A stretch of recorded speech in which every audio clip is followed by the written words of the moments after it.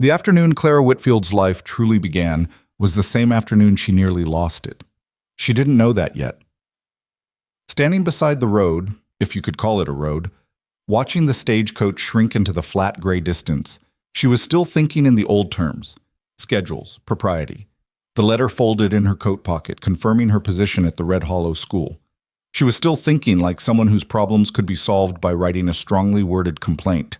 The wind changed that. It came from the northwest, a wall of cold that hit her so hard she staggered sideways. Not a gust, not a breeze, a deliberate animal thing that pressed against her chest and found every gap in her wool coat, every seam in her traveling dress. The kind of cold that doesn't just chill you, it announces itself. It tells you what's coming. Clara pulled her coat tighter and looked around. Really looked, for the first time since the driver, Harlan Meeks, she'd learned his name was, though she wished she hadn't bothered, had dumped her and her belongings here like freight that wasn't worth hauling the last stretch. Nothing. In every direction, nothing. Brown grass beaten flat by frost, a few skeletal trees along what might have been a creek bed, and sky. Enormous, impossibly wide sky, the color of old pewter. No buildings, no smoke, no movement except the grass bending under the wind. "All right," she said out loud. Her voice sounded ridiculous out here, small and swallowed up. "All right then." She had two options: walk or wait. Waiting meant hoping another coach would come along this road before dark. But Meeks had told her, in one of his few sentences during the 3-day journey from Cheyenne, that service to Red Hollow ran twice a week. She'd been on the last run before the weather turned. Nobody was coming. Walking meant 12 miles, maybe 13. She didn't know exactly because Meeks had been vague about where he'd left her, which was deliberate, she suspected. He'd wanted her gone from his coach, and he hadn't much cared what happened after. Clara knelt beside her trunk and opened it. She'd packed carefully, her mother's doing mostly, though Clara had added her own items when her mother wasn't watching. Books. Too many books. A McGuffey's Fourth Reader, a primer on frontier botany she'd bought in a shop in Philadelphia and hidden inside a hat box. 2 composition notebooks filled with lesson plans she'd drafted on the train. Writing so small her hand had cramped. None of that would help her now. She pulled out a second pair of stockings and sat on the trunk to put them on over the one she was wearing, not caring about modesty because there was no one within miles to see her bare ankles. She wound her scarf tighter, tucked her skirt into her boot tops as best she could, and stood up. The trunk was too heavy to carry. She'd known that before she opened it, but she'd needed to do something with her hands while she decided. She pulled out the books, the notebooks, and 2 changes of underclothes and wrapped them into a bundle using her second-best shawl.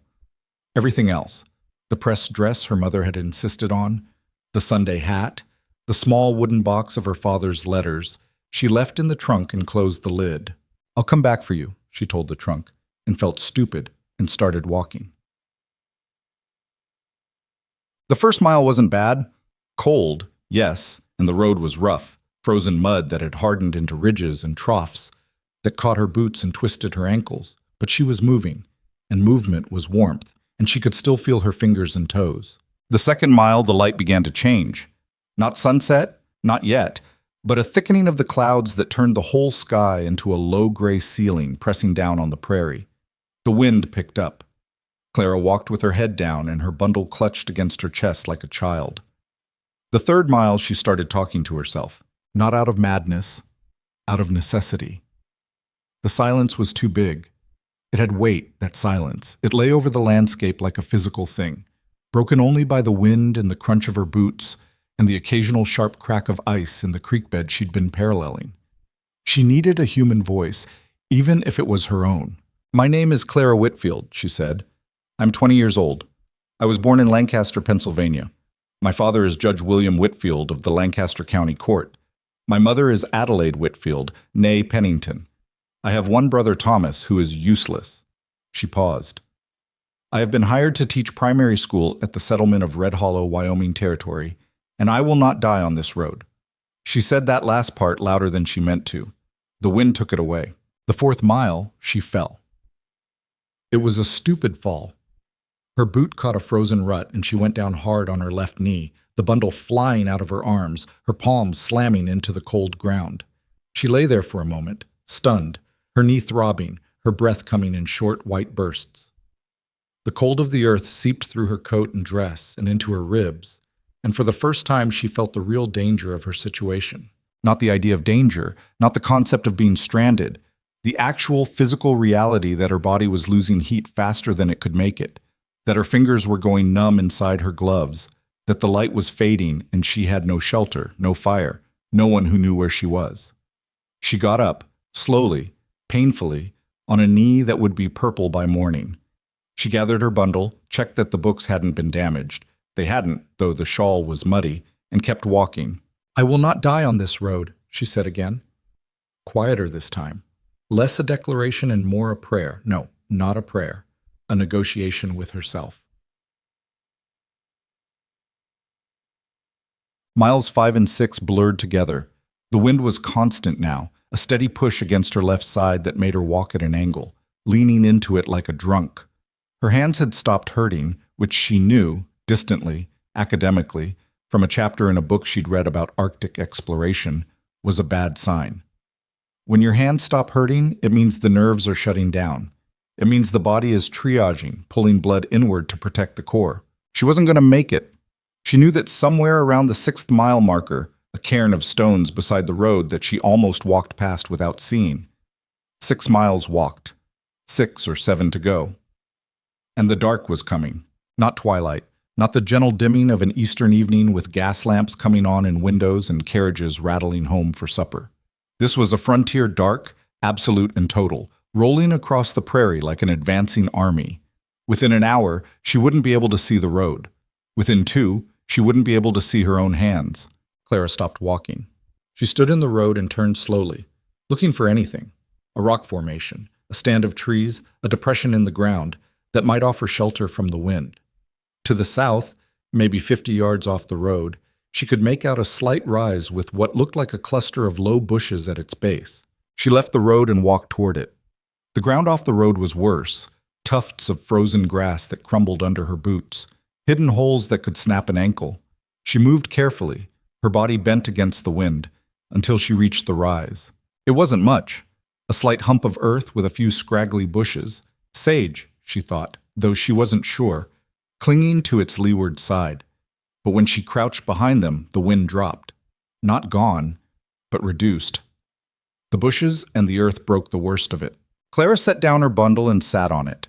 Her body immediately began shaking, not shivering but shaking, deep convulsive tremors that rattled her teeth and made her jaw ache. She pulled her knees to her chest and wrapped her arms around them and pressed her face into her skirt and tried to make herself as small as possible. The temperature was still dropping. She could feel it, not in her extremities, which had gone beyond feeling, but in her chest, a cold that seemed to bypass her coat and dress and press directly against her lungs. Every breath burned going in and came out as a thin stream of white. I should keep walking, she thought. If I stop, I'll freeze.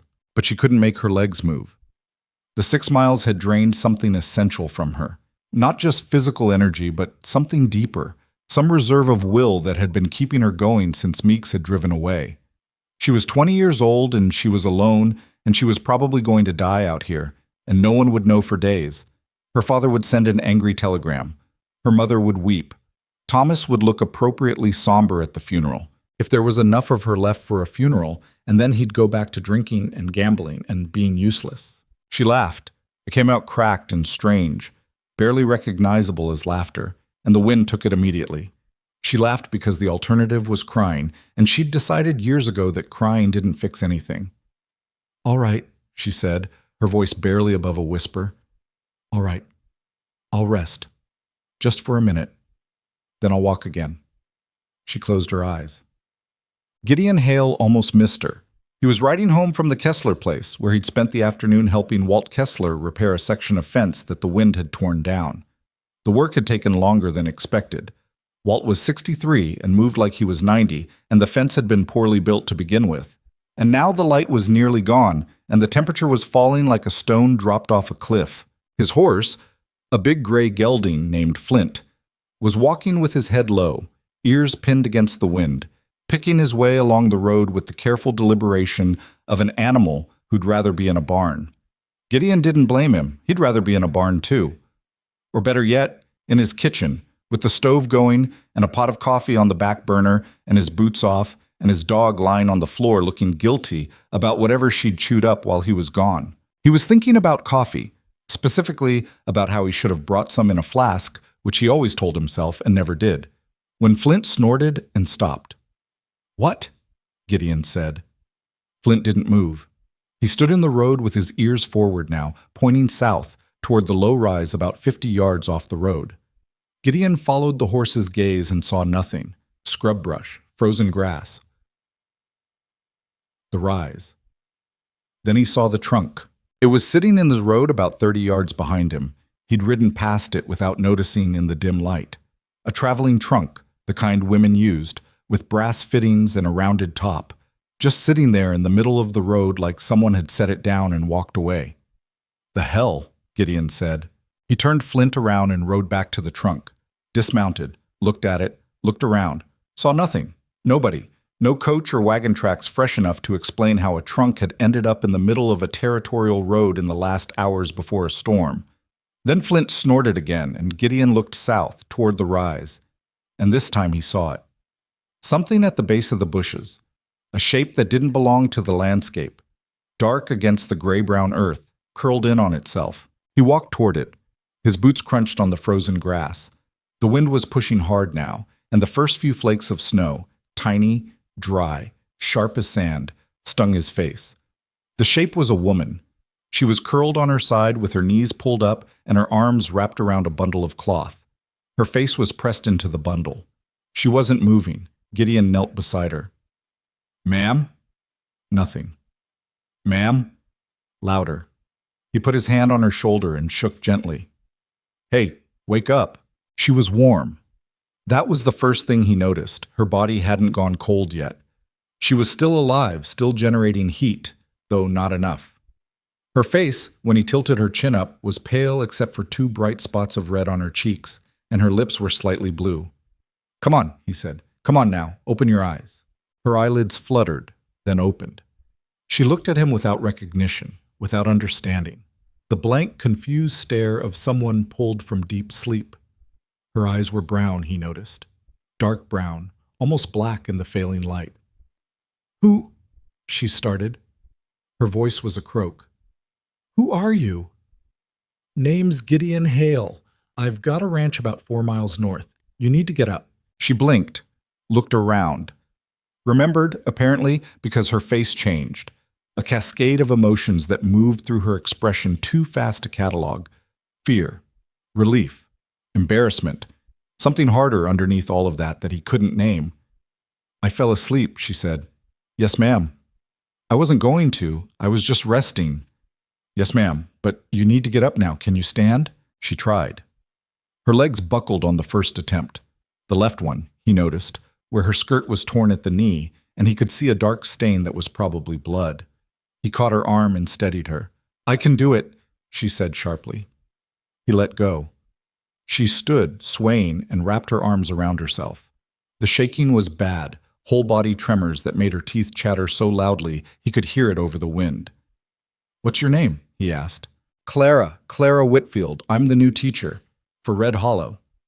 Gideon looked at her, looked back at the road, at the trunk sitting there in the growing dark, looked at the sky, which was spitting snow. "The stage left you here," he said. It wasn't a question. "The driver, Meeks, he said the road was too rough for the last stretch, and he'd send someone back." She paused. He wasn't going to send someone back, was he? No, ma'am.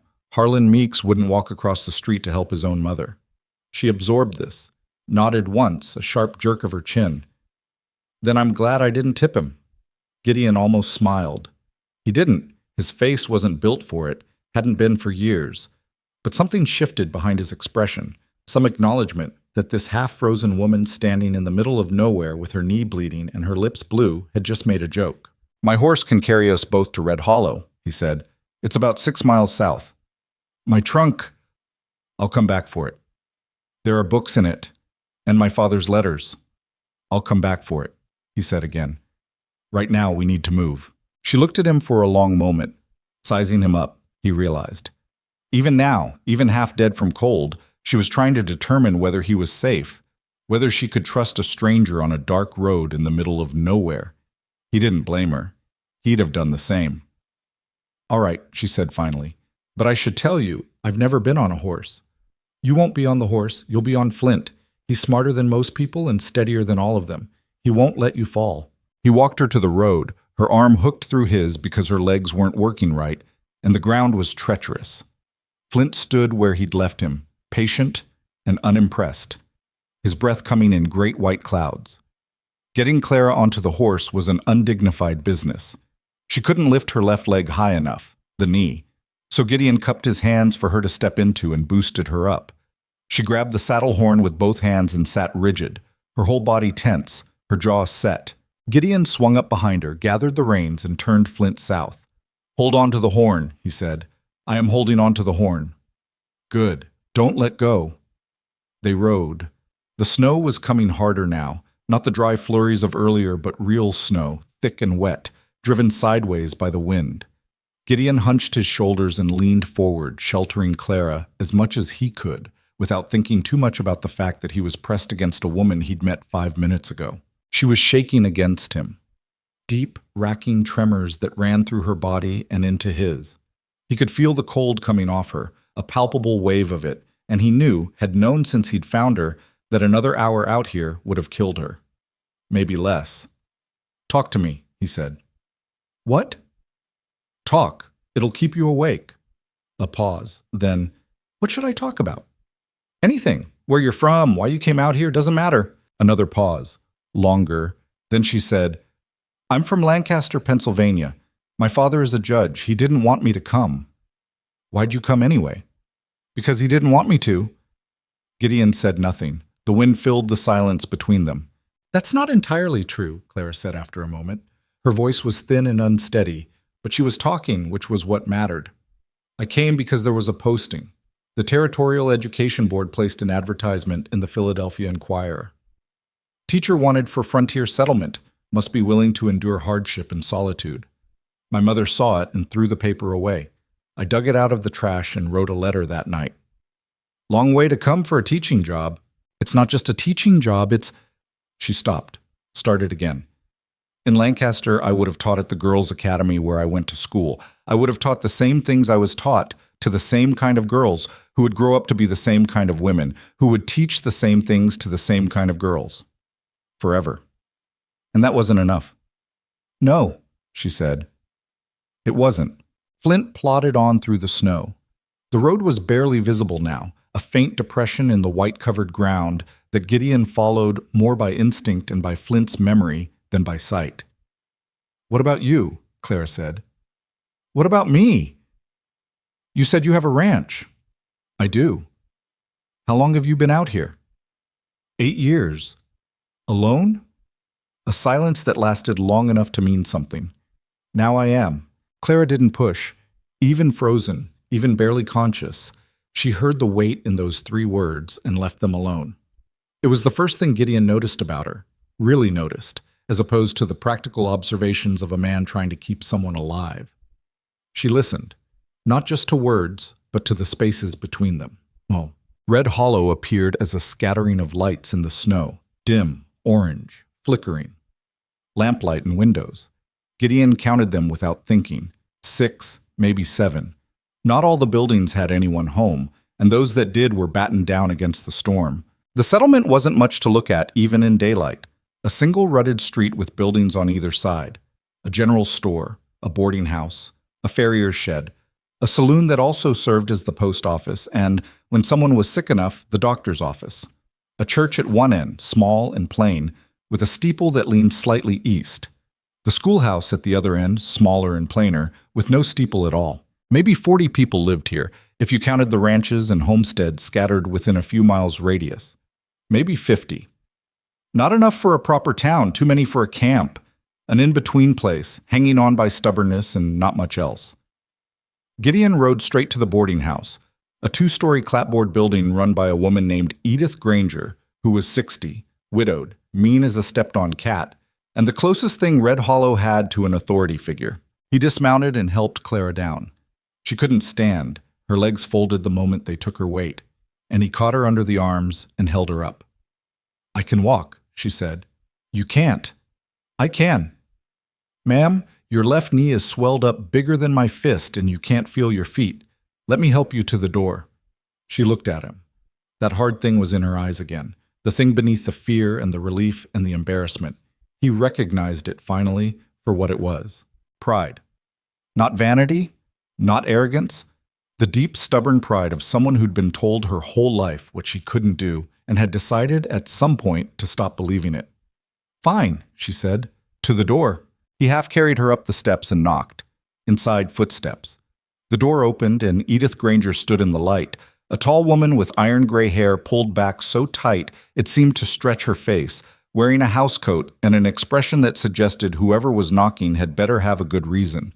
She looked at Gideon, looked at Clara, looked at Clara's torn skirt, bleeding knee, blue lips, and the bundle of books clutched against her chest. "Who's this?" Edith said. "The new teacher," Gideon said. Edith's eyebrows rose, just slightly, just enough. "She looks half dead." She was. Stage driver left her on the road about 12 miles out. "Meeks?" "Meeks." Edith's mouth tightened. She stepped aside. "Bring her in. Don't track mud on my floors." The heat of the boarding house hit Clara like a wall. After hours in the cold, the warmth of Edith Granger's front room, a pot-bellied stove in the corner, a lamp on the table, the residual heat of a day's cooking lingering in the air, was almost painful. Her hands and feet, which had been numb, suddenly screamed with returning sensation. She gasped and pressed her palms together, trying to contain it. "Sit down," Edith said, pointing to a chair near the stove. "Don't argue." Clara sat. She didn't argue. Edith disappeared into the kitchen and returned with a cup of something hot. Not coffee, something sharper, with a tang that Clara couldn't identify. She wrapped Clara's hands around the cup and held them there. "Drink," Edith said. Clara drank. The liquid burned going down and spread warmth through her chest like a small fire. She coughed. "What is this?" "Tea. With whiskey and some other things." "What other things?" "Things that'll keep you alive. Drink." Clara drank. Gideon stood by the door, hat in his hand, snow melting on his shoulders. He looked out of place inside. Too big for the room, too quiet for the warmth. Edith glanced at him. "You want coffee?" "I should get back." "In this?" Edith jerked her chin toward the window where the snow was now coming sideways, the wind howling around the corners of the building. "You'll freeze before you hit the North Road. Sit down, Gideon." He sat.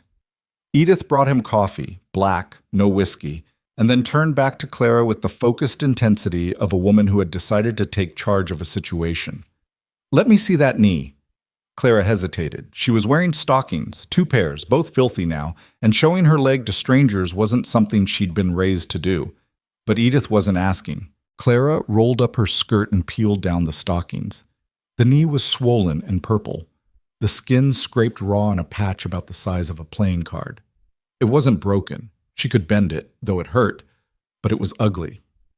Edith examined it with rough, competent hands. "Not broken. You'll bruise something terrible. I'll wrap it." She left and came back with a strip of clean cloth and a tin of something that smelled like pine tar. She smeared the salve on Clara's knee, Clara hissed through her teeth, and wrapped it tight. "You walked on this?" Edith said. 6 miles. Edith looked at her, not with warmth exactly, more like reassessment. She said. "Mrs. Granger." "Edith." "Edith, is there a room available? I was told the education board arranged housing at the boarding house." Edith straightened up and wiped her hands on her housecoat. "They arranged it. Whether they paid for it is another question. I received a letter 3 months ago saying a teacher was coming and asking me to hold a room. I've been holding it. That's 3 months' rent I could have collected from someone else. I have money. We'll sort it out in the morning. Right now you need to eat, warm up, and sleep. In that order." She paused at the kitchen door. "Can you eat?" "I could eat a horse." From his chair by the wall, Gideon looked at Flint's saddle hanging by the door and said flatly, "Please don't." Clara stared at him. His face was completely straight, weathered, impassive, unreadable. Then the corner of his mouth moved, just barely. A twitch that could have been a muscle spasm but wasn't. She laughed. It came out rough and broken. Not the polished laugh she'd been trained to produce in her mother's parlor, but real. A real laugh from a real body that was exhausted and hurting and alive. Edith looked between them and said nothing, which was itself a kind of observation. The room Edith gave her was small, tiny really. A narrow bed with a quilt that had been washed so many times its pattern was a ghost of itself. A washstand with a cracked pitcher. A window that looked out on the street, which was now invisible behind the snow. A hook on the back of the door for her coat. That was it. No desk, no bookshelf, no mirror, no curtains on the window. The walls were bare wood, and through the cracks she could hear the wind and, faintly, the sounds of the building settling around her. Clara sat on the bed and unlaced her boots. Her feet were red and swollen, and they hurt in a deep, aching way that she knew would get worse before it got better. She peeled off both pairs of stockings and spread them over the washstand to dry. She should have been miserable. She should have been crying, or regretting, or composing a letter to her father admitting he'd been right. She was alone in a room the size of a closet in a town she'd never seen, with a wrecked knee and numb feet, and nothing but a bundle of books and a coat that smelled like horse. Instead, she felt, and she was careful with this, careful not to exaggerate it or dress it up into something it wasn't, she felt like she'd arrived somewhere. Not at a destination, at a beginning. She opened her bundle and took out the composition notebooks. Water-stained, mud-spotted, but intact. She opened the first one to the page where she'd written, in her careful small hand, the goals for her first term. 1. Assess students' reading levels. 2. Establish classroom discipline. 3. Earn trust of parents. 4. Do not fail. She read the list twice, then added a fifth item, pressing hard with her pencil. 5. Do not die on the road. She crossed it out. She'd already accomplished that one. Below it she wrote, 5. Do not let anyone send me home. She closed the notebook, blew out the lamp, and lay down on the narrow bed. The quilt smelled like cedar and soap. The wind screamed outside. Somewhere in the building, a door creaked and footsteps moved in a hallway. She was asleep in 2 minutes. Gideon Hale did not sleep. He sat in Edith Granger's kitchen, drinking coffee that had gone from hot to warm to cold, listening to the storm tear at the building like something alive trying to get in. Edith had gone to bed an hour ago, leaving him with the coffee pot and a look that said more than any words would have. He wasn't thinking about Clara Whitfield. He was trying not to think about Clara Whitfield, which amounted to the same thing. 8 years he'd been out here. 8 years since he'd left Missouri with his wife Sarah to build a life in the territories. 3 years since Sarah died, of fever, in the spring, quickly enough that it felt like a trick. One day she was standing in the kitchen doorway laughing about something a neighbor had said, and 4 days later he was digging a grave on the hill behind the house while his hands blistered and bled, and his mind refused to accept what his body was doing. He didn't talk about it, didn't mention her name, didn't visit the grave more than necessary, didn't keep her things in places where he'd stumble on them. He'd packed her clothes into a trunk. The trunk was still in the back bedroom, untouched, and gone on with his life, which mostly meant work. Cattle, fences, feed. The cyclical, physical labor of keeping animals alive in a place that wanted to kill them. People in Red Hollow knew his story and left him alone. Not out of cruelty, most of them anyway, but out of respect for a man who'd made it clear that he didn't want to be reached. He came to town for supplies. He helped when help was needed, as he had at the Kessler place today. He nodded to people on the street and answered questions with the minimum words required and went home to his empty house and his guilty dog and his cold coffee. That was enough. That had been enough. Then he'd found a woman curled up beside a sage bush with her arms wrapped around a bundle of books and her lips turning blue. And she'd opened her eyes and looked at him with an expression that wasn't gratitude, wasn't relief, wasn't any of the things he might have expected from someone he'd just pulled back from the edge of freezing to death. It was irritation. She'd been irritated, annoyed at herself for falling asleep, annoyed at the situation, annoyed at needing to be rescued, like being found half dead on the prairie was a personal failure she'd need to account for. "I can walk," she'd said. She couldn't walk, but she'd said it like she meant it, like saying it could make it true, and the part of him that had spent 3 years building walls around himself had felt something shift. He set down the coffee cup, stood up, crossed to the window and looked out at the snow. "Don't," he said to himself. He put on his coat, pulled on his hat, and went out into the storm to check on Flint. Morning came the way mornings come in Wyoming in winter. Slowly, grudgingly, the light filtering through clouds and snow like something that would rather not be there. Clara woke to the sound of someone banging on her door. "Breakfast in 10 minutes, Edith's voice said through the wood. "I don't hold plates." Clara got up. Everything hurt. Her knee, her feet, her shoulders, her back, muscles she didn't know she had. She moved like an old woman, shuffling to the washstand and pouring icy water from the pitcher into the basin. She washed her face, ran wet fingers through her hair. It was a disaster, half out of its pins, matted and tangled, and put on the cleanest clothes she had, which weren't clean at all. The dining room was on the first floor, a narrow room with a long table and 6 chairs. 3 of them were occupied. Edith, at the head, eating with the focused efficiency of someone who viewed food as fuel, a thin, balding man in spectacles whom Clara didn't recognize, and Gideon Hale. He looked different in the daylight, older than she'd thought, maybe 30, maybe a year or 2 past that. Tall and lean, with dark hair that needed cutting and a face that looked like it had been carved from something hard and not quite finished. Not handsome, not exactly, but definite. A face you'd remember. He looked up when she came in. Their eyes met. Something passed between them, recognition, maybe, or the awkwardness of 2 people who'd shared an intimate experience, his body pressed against hers on a horse in a snowstorm, without knowing each other at all. "Miss Whitfield," he said.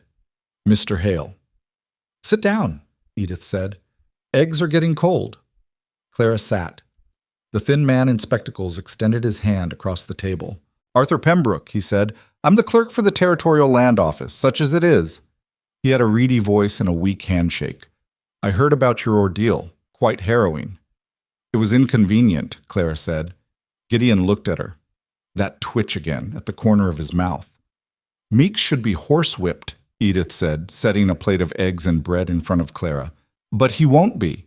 His cousin is the stage company's regional manager. Nothing'll happen." "I intend to file a complaint with the company," Clara said. "File it," Edith said. "Nothing'll happen." Clara ate. The eggs were overcooked and underseasoned, and they were the best thing she'd ever tasted. She ate everything on her plate and then looked at Edith's breadbasket with an expression that must have been transparent because Edith pushed it toward her without comment. "The school," Clara said, chewing. "When can I see it?" "When the snow stops." "When will that be?" Edith looked at the window. "Today. Tomorrow. Could be a week. I'd like to see it as soon as possible. The term was supposed to begin. The term begins when the teacher says it begins. You're the teacher. You decide." Edith paused. "But you should know what you're walking into." Clara set down her bread. "What do you mean?" Edith and Gideon exchanged a look. It was quick, barely a glance, but Clara caught it. The kind of look people shared when they were deciding who would deliver bad news. "The last teacher quit," Edith said. 4 months ago. Man named Doyle. He lasted 6 weeks. "Why did he quit?" "Several reasons. The biggest being that Hester Schofield's boy, Emmett, knocked him down in front of the class, and nobody did a thing about it." Clara stared. "Knocked him down?" "Emmett's 17, Gideon said. It was the first time he'd spoken since greeting her. "Bigger than most grown men. He doesn't want to be in school and his mother can't make him. And his father—" He stopped. "His father is Cleet Schofield," Edith said, in a tone that suggested the name should be self-explanatory. "I don't know who that is." "Cleet Schofield," Arthur Pembroke said, adjusting his spectacles, "is the largest landholder in the territory west of Cheyenne. He runs about 3,000 head of cattle on 6 different spreads, employs a dozen men, and believes that education is a waste of time that keeps his sons from working. He's also mean as a snake and twice as quick," Edith added. Clara looked at each of them in turn. Edith, with her iron face and her folded arms. Arthur, with his nervous spectacles and his weak tea.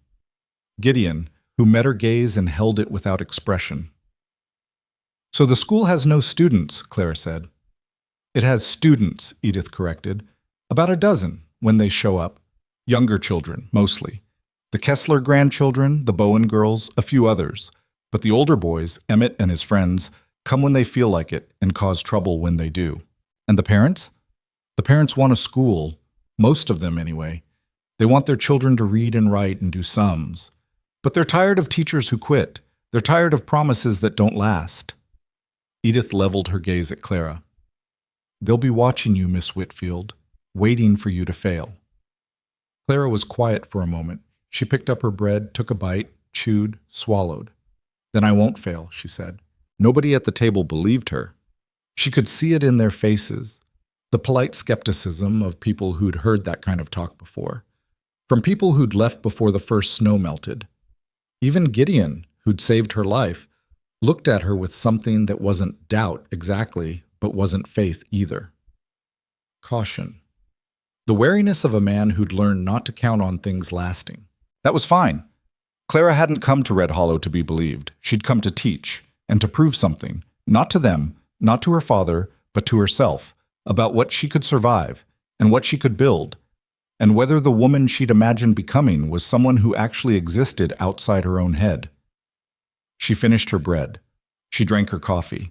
She asked Edith for a second cup and received it with a look that suggested Edith was revising some internal estimate upward by a fraction.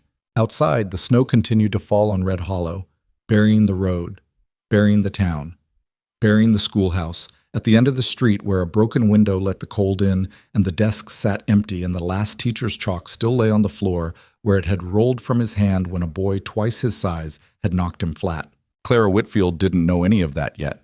She would learn it soon enough. Every broken thing, every hard truth, every reason why sensible people didn't come to places like this. But right now, sitting in Edith Granger's dining room with overcooked eggs in her stomach and a wrecked knee under the table and a storm howling outside, she felt something that she would later identify as the first real emotion of her adult life. Not courage. Courage was a word people used after the fact, looking back on what they'd survived. This was simpler than that, more animal, stubbornness, pure, unreasonable, bone-deep stubbornness. She was staying. The snow stopped on the third day. Not gracefully. Not in the way snow stops in paintings, with the clouds parting and a shaft of golden light blessing the white landscape below. It stopped the way most things stopped in Wyoming, abruptly, without announcement, as if the weather had simply gotten bored and moved on to ruin someone else's week. Clara woke on the morning of the third day to silence where there had been howling, and lay in her narrow bed for a full minute before she understood what the absence of sound meant. She was at the schoolhouse before Edith had finished frying the bacon. The building was 60 feet from the boarding house, but those 60 feet required picking a path through snow that came to Clara's knees in places and to her waist where the wind had piled it against the base of the general store. She arrived with her skirts soaked, her boots full of snow she hadn't managed to keep out, and her temper running short from the effort of a walk that should have taken 30 seconds. The door was unlocked. There was no lock, she discovered, just a latch that any determined child could lift. She filed that away and went inside. The cold in the schoolhouse was worse than the cold outside somehow. The kind of cold that settled and concentrated in an enclosed space, pooling in the corners, coating every surface with a thin film of moisture that had frozen overnight. Her breath came out in clouds. She stood in the doorway and looked at what would become her classroom. 12 desks, most of them scarred and wobbly, 2 missing legs that had been replaced with wooden blocks of different heights, so the desk surfaces tilted at odd angles. A wood stove in the corner, cold and ash gray. A chalkboard, real slate, she was grateful for that, mounted on the front wall but cracked diagonally from upper left to lower right, the kind of crack that would split the whole thing in half if you leaned on it wrong. A teacher's desk, which was actually a kitchen table that someone had dragged in and decided was good enough. No chair behind it. The chair had been removed or stolen or never provided in the first place. On the floor, a stick of chalk. She picked it up. It was whole, barely used, and she turned it in her fingers and thought about a man named Doyle who'd dropped it when a boy knocked him down, and whether he'd been frightened or embarrassed or just finally done, and whether there was a difference. The broken window was in the back wall. Someone had stuffed a piece of burlap sacking into the gap, but wind had worked it loose on one side and it hung crooked, letting in a steady finger of cold air. Clara crossed the room and pressed the burlap back into place with her palm. It held, barely. She stood in the cold and took a full inventory, and when she was done, She sat on the cleanest of the wobbly desks and wrote a list in her notebook. Needs: firewood, chair, window repair, nails for loose desk legs, broom, dust and cobwebs across every surface, water bucket, none visible, primer books. How many students? Unknown. Chalk, 1 stick found, need more. She looked at the list and then added, patience.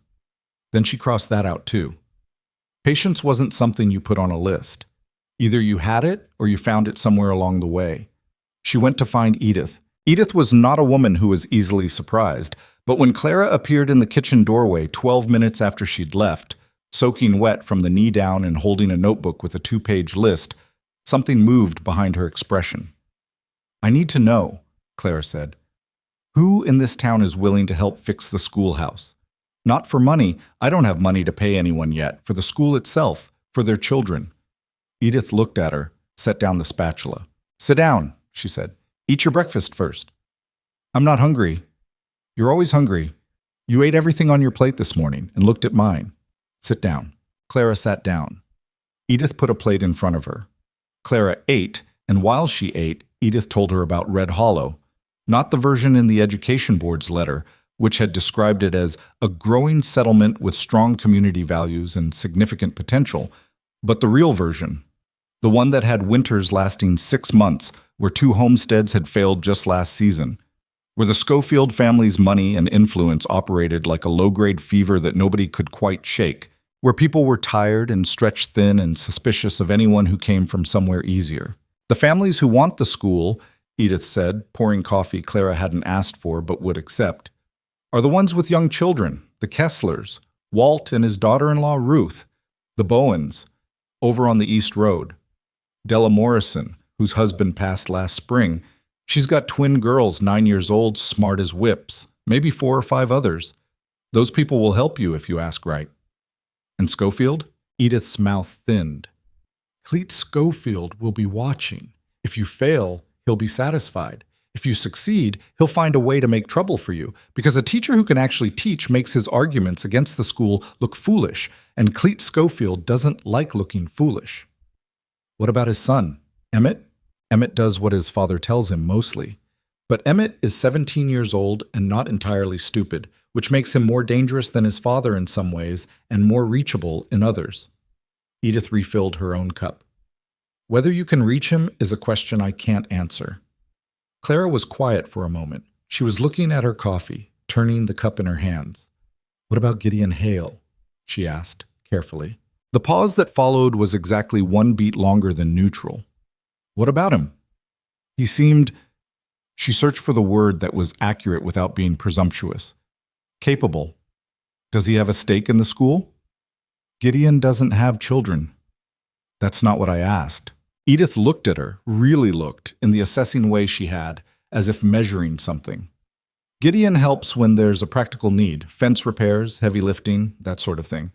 He's not a man who attaches himself to causes. All right, Clara said. She finished her coffee, closed her notebook, and stood up. Who should I speak to first, Kessler or Bowen? Ruth Kessler, Edith said. She's been waiting for a teacher for 8 months. She'll talk to the others for you. How do I find her? I'll take you this afternoon, when the road's been walked a bit. Edith picked up the spatula again. But first you're going to let me wrap that knee properly. The way you were walking this morning, you'll have it swollen again before noon. Clara opened her mouth to say her knee was fine, looked at Edith's face, closed her mouth. Yes, she said. All right. It was the first truly smart decision she made in Red Hollow. Ruth Kessler was 34 and looked 50. Not from ugliness, but from work, from weather, from the specific kind of aging that happened when you'd spent a decade doing the labor of 3 people on 4 hours of sleep. She met Clara at her front door with her sleeves rolled to her elbows and flour on her forearms, and 3 children arranged behind her like a small, curious jury. You're the teacher, Ruth said. I am, Clara said. Ruth looked her over the same way Edith had. But where Edith's assessment had been strategic, Ruth's was something more tender. She was looking at Clara the way someone looks at a thing they've been hoping for so long that they're afraid to believe it's real. You're younger than I expected, Ruth said. I get that a lot. Are you going to stay? The question was blunt enough to be almost rude, but it wasn't rudeness behind it. It was the raw, honest worry of a woman who'd explained twice already to her children why their teacher had left, who'd watched her father-in-law spend another winter without his grandchildren learning to read because the school had no one to run it. Yes, Clara said. I'm staying. Ruth's face did something complicated. She stepped back from the door. Come in then. I'll put water on. They sat at Ruth's kitchen table, which was bigger than Edith's and stickier, with the permanent coating of things that had been spilled and wiped up over years, and drank tea that tasted like it had been brewed in a boot, and Clara explained what she needed. Firewood I can do, Ruth said. Walt and my brother-in-law cut extra last fall. Chair for the teacher's desk. Let me think. I've got one in the back room that's solid. Might have a cracked rung, but it won't fall apart. The window is... She frowned. That's glass. You'd need to order it. Can it be boarded for now, just to keep the wind out? Jake could do that. He's good with wood. Jake is my boy. Ruth tilted her head at one of the 3 children hovering at the edge of the kitchen, a boy of maybe 12 with his mother's serious face and a gap where his front teeth should have been. Jake, come here. Jake came. He examined Clara with the direct, disconcerting gaze that children deployed when they hadn't yet learned it was impolite. You the new teacher? He asked. I am. You're a lady. I am that too. He considered this. Doyle wasn't a lady. No, I imagine he wasn't. Emmett knocked him down. I heard. Clara met the boy's eyes steadily. Are you planning to knock me down? Jake looked startled, then embarrassed, then, slowly, amused. No, he said. Good, because I'd be very put out about it. She turned back to Ruth. If Jake can board the window, I'd be grateful. I'll have the classroom ready by Monday. Monday, Ruth repeated, weather permitting. If there's another storm, bet. Monday's fine. I'll get word to the Bowens and Della Morrison. Ruth wrapped both hands around her teacup. What about the older children, the Schofield boys and their friends? Clara had been thinking about this since Edith's kitchen. I'm not going to go after them. Not yet. I'll teach the children who come, and I'll do it well enough that the ones who don't come start to wonder what they're missing. Ruth studied her. That's a slower strategy. It's the only one that doesn't blow up in my face on the first day. Something shifted in Ruth's expression. Not quite a smile, but the shadow of one. The shape of something that might become a smile if it had more time and fewer reasons not to be. You've thought about this. I've thought about almost nothing else for 3 days. All right, Miss Whitfield. Ruth set down her cup. Monday. The school opened on a Monday morning in mid-November with 9 students, all of them under the age of 12, all of them staring at Clara with varying degrees of hope and suspicion. The classroom was cold despite the wood stove, which ate through half a quart of wood a day and still left ice in the corners. The cracked chalkboard showed the crack but held together. The desks had been re-nailed and were mostly level now, though one still wobbled. Ruth Kessler's kitchen chair sat behind the kitchen table that served as Clara's desk, its cracked rung repaired with a wrap of wire that was visible and ugly and functional. Clara stood at the front of the room and looked at 9 small faces and said, Good morning. My name is Miss Whitfield. Can anyone tell me what 2 times 3 is? Silence. Anyone? More silence. The Kessler boy, Jake, raised his hand halfway, then lowered it. Jake, Clara said. Go ahead. He raised it fully. 6? Yes, good. She turned to the chalkboard. 2 times 3 is 6. That's where we'll start today. Not at the beginning, because you've all learned things before I came. We'll start by finding out what you know, and then we'll build from there. She wrote on the board. She asked questions. She listened to answers, wrong ones and right ones, without making the wrong ones feel like failures and the right ones feel like accidents. She moved around the room, not pacing, not performing, just moving, staying close to the children in the back who were trying to disappear into the corners. By noon, she understood where each of her 9 students stood. 2 of them, Jake Kessler and a girl named Lily Bowen, who had the focused intensity of someone who'd been waiting her whole life for someone to hand her a book and mean it, were working above what she'd have expected. 3 others were solidly average, diligent, and earnest, and likely to go as far as their effort took them. The remaining 4 were scattered, behind where they should be, some of them significantly, with the specific look of children who'd learned that not understanding meant getting called stupid, and so had stopped trying. Clara noted all of it, adjusted, did not announce that she was adjusting. At the end of the day, she assigned reading, brief, manageable, calibrated to each student, and dismissed them. She watched them file out, small boots tracking slush across the floor she'd swept that morning. The last one out was Lily Bowen, who stopped at the door and turned back. "Miss Whitfield?" "Yes?" "Are you going to stay?" Clara felt the echo of Ruth Kessler's question. "Yes," she said. "I'm staying." Lily nodded once, a decisive little nod that looked practiced, like something she'd borrowed from an adult, and went out. Clara sat down in her cracked rung chair, put her elbows on the kitchen table that was her desk, and pressed her forehead into her hands. Not in despair, in exhaustion, and in the specific grinding satisfaction of having done something hard and done it without catastrophe. She stayed like that for maybe 2 minutes. Then she picked up her notebook and started making notes for tomorrow. Emmett Schofield showed up on a Thursday, 3 weeks into the term, with 2 other boys at his back and the particular swagger of someone who'd decided in advance that this was going to be entertaining. Clara had been expecting him. Not necessarily that day, not necessarily that week, but eventually. She'd heard his name enough times from enough different people to understand the shape of what he represented. Not just a troublesome student, but a test. Whether she passed it or failed it in the first 5 minutes would determine a great deal about the rest of her year. He was big. Edith had said bigger than most grown men, and that was accurate.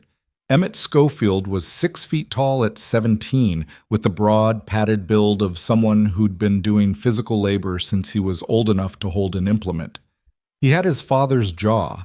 She'd seen Cleet Schofield twice on the street now, and the resemblance was unmistakable. And his own eyes, which were pale gray and not unintelligent. He walked in during the middle of a reading lesson with his 2 companions. A boy named Dodd, who was scrawny and ferret-faced and clearly the type who'd attach himself to whoever was biggest, and a broader, slower boy named Pete, who looked like he'd have been perfectly content somewhere else entirely, and dropped into a desk in the back row. The desk was meant for a 10-year-old. He overflowed it in a way that might have been funny if he hadn't been broadcasting danger. The 9 younger children went rigid. Clara saw it. The collective stiffening, the eyes cut sideways, the sudden shrinking that happened when a familiar threat entered a space.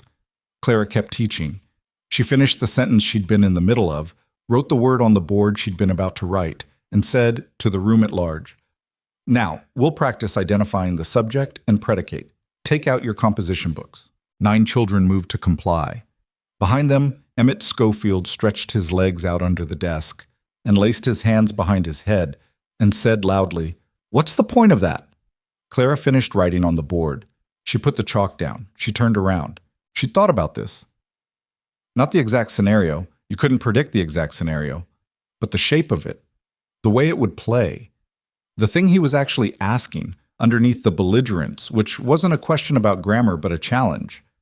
"Are you in charge here, or am I?" "The point," Clara said, in the same tone she used for everything, "is that understanding how a sentence is built helps you understand how an argument is built, how a contract is built, how a deed to a land parcel is written, and whether the words in it say what the man selling you the land claims they say." Something moved through Emmett's face, barely visible, but there. "Ranchers need to know how to read a contract," Clara continued, turning back to the board. "Otherwise, other people decide what those contracts mean, and those other people are generally not looking out for the rancher's interests." Silence in the room. "Composition books," Clara said. Subject and predicate. 9 children opened their books. In the back row, Emmett Schofield sat without moving for a long moment. Then slowly he reached into his coat, where, implausibly, he had a battered composition book, and opened it to the first page. Dodd looked at him like he'd grown a second head. Emmett looked straight at the board. Clara did not smile. She did not acknowledge what had just happened. She simply taught and let it be enough. She would learn later from Ruth Kessler, who'd heard it from Walt, who'd heard it from the Schofields' ranch hand, that Emmett had told his father that evening that the new teacher wasn't like the others. Cleet Schofield had said that didn't matter, and that Emmett needed to be at the south pasture fence at dawn, not sitting in some schoolroom. Emmett had said he knew about the south pasture fence. Then he'd gone to his room without another word. Ruth told this to Clara over coffee on a Saturday afternoon, watching Clara's face, waiting for triumph. What she saw instead was worry, careful, contained worry.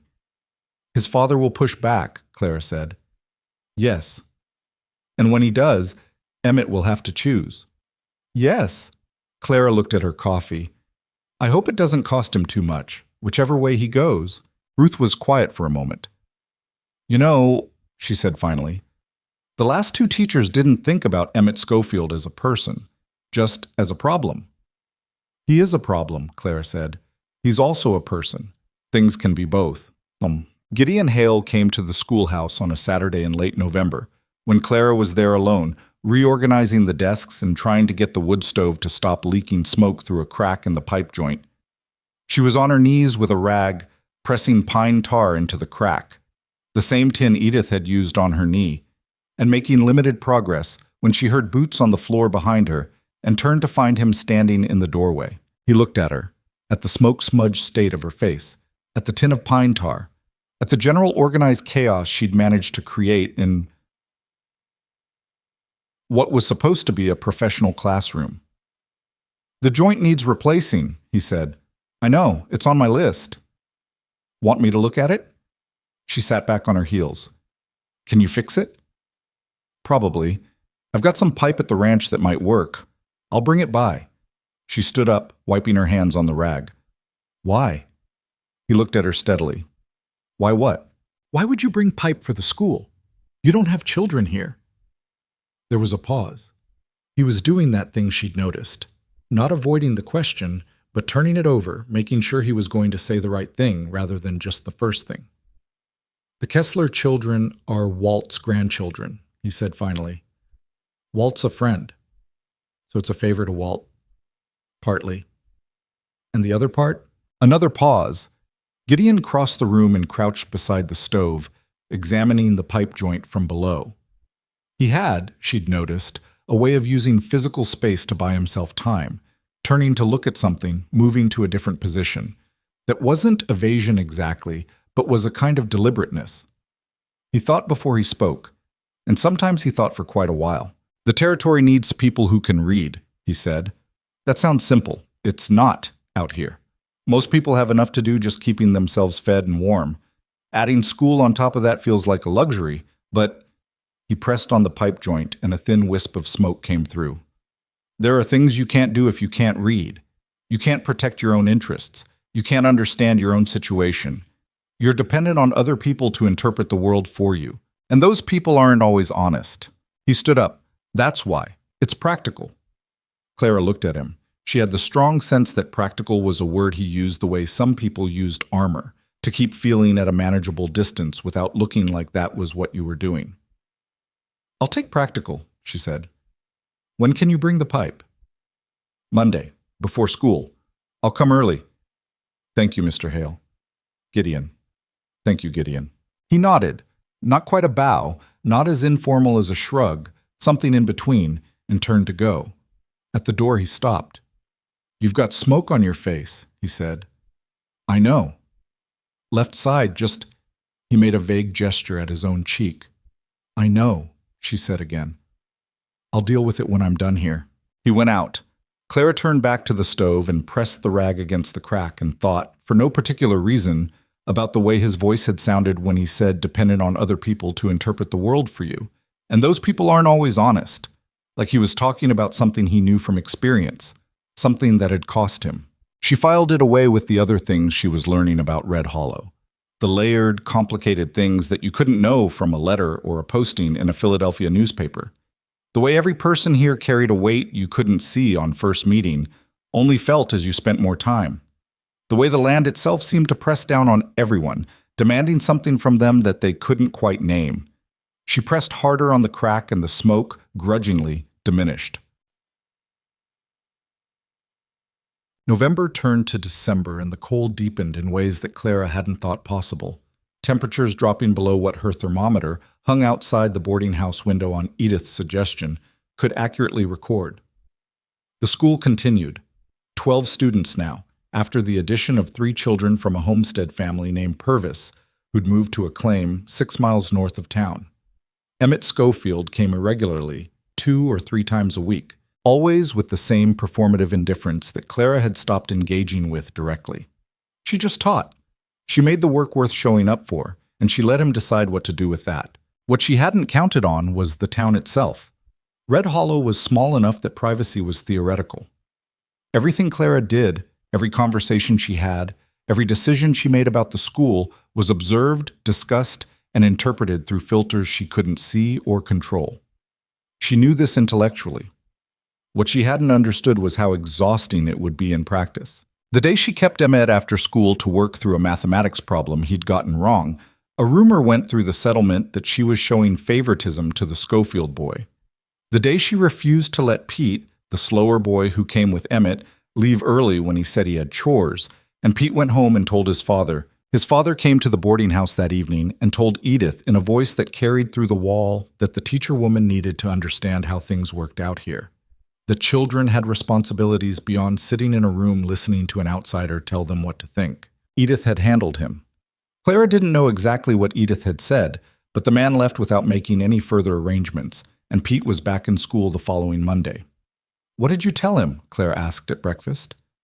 That if his boy couldn't read a bill of sale before he's 20, someone would cheat him out of his land before he's 30. Edith poured coffee. He understood that. You framed it as practical. Everything out here is practical. That word again. Clara thought of Gideon, of the pipe he'd installed on a Monday morning before the students arrived, working quickly and without ceremony, leaving before anyone else showed up. She thought of the way he'd explained his own investment in the school. Territory needs people who can read, as if removing the human element made it easier to say. She was thinking about him more than was probably useful. She recognized this the way you recognize the first signs of weather, not with alarm exactly, but with the awareness that something had shifted and would need to be accounted for. He came to town every week or so, for supplies or to help someone with something. When their paths crossed, on the street, at Edith's table when he stopped by for coffee, the occasional errand that brought them to the same doorstep, the conversations were brief and direct and somehow more satisfying than conversations that lasted 10 times as long. He said what he meant. He didn't waste words.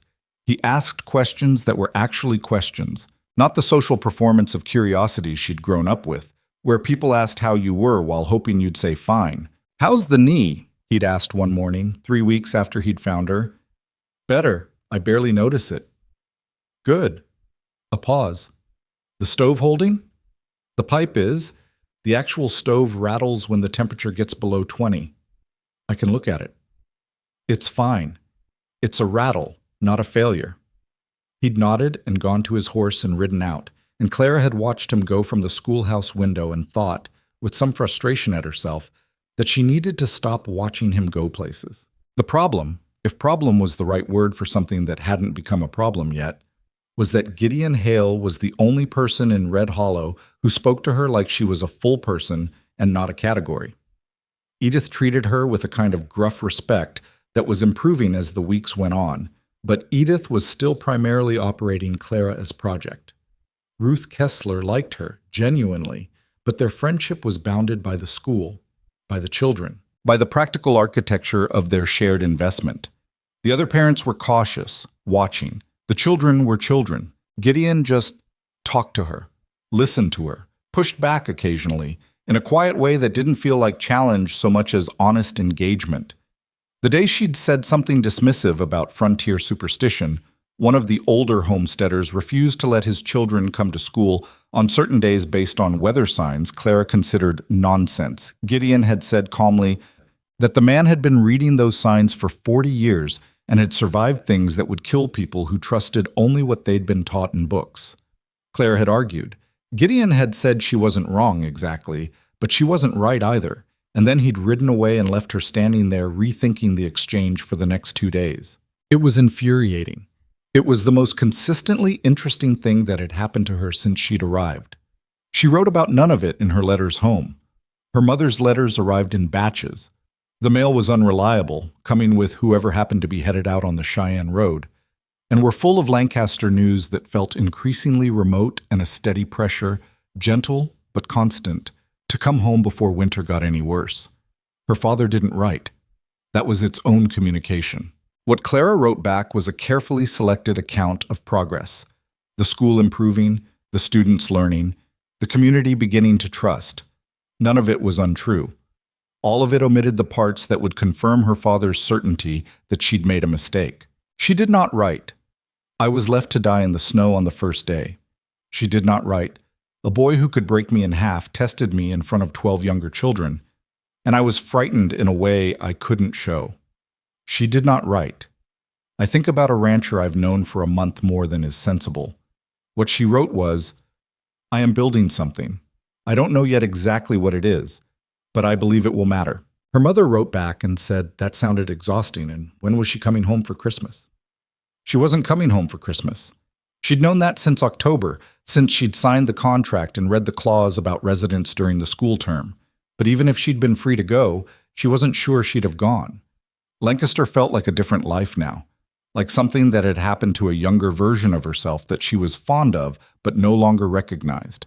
Red Hollow, for all its difficulty, for all its wind and cold and exhaustion and gossip and broken equipment and complicated politics, felt like the life that was actually happening to her.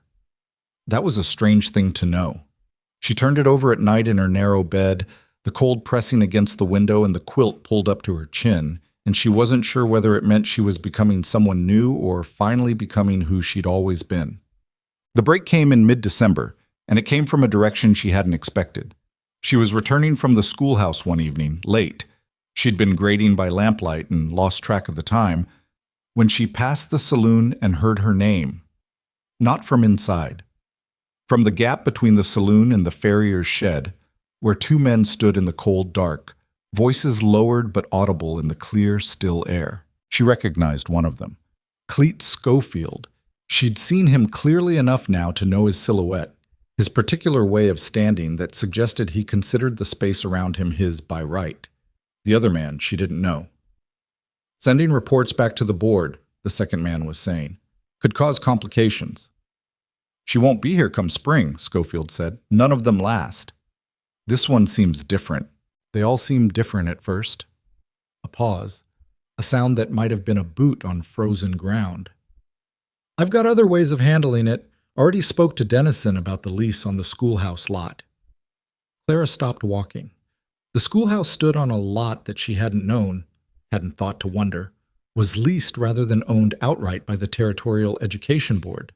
If the lease lapsed or if the landowner refused to renew it, the school had no legal right to be where it was. Dennison. She didn't know that name either, but she would. She walked past the gap without slowing down, kept her pace even, her footsteps no louder than before. She didn't look toward the voices. She walked to the boarding house, climbed the stairs, closed her door, sat on the edge of her narrow bed, and opened her notebook. At the top of a fresh page, she wrote, "Dennison." Below it, lease, schoolhouse lot. Find out who owns it and when the lease expires.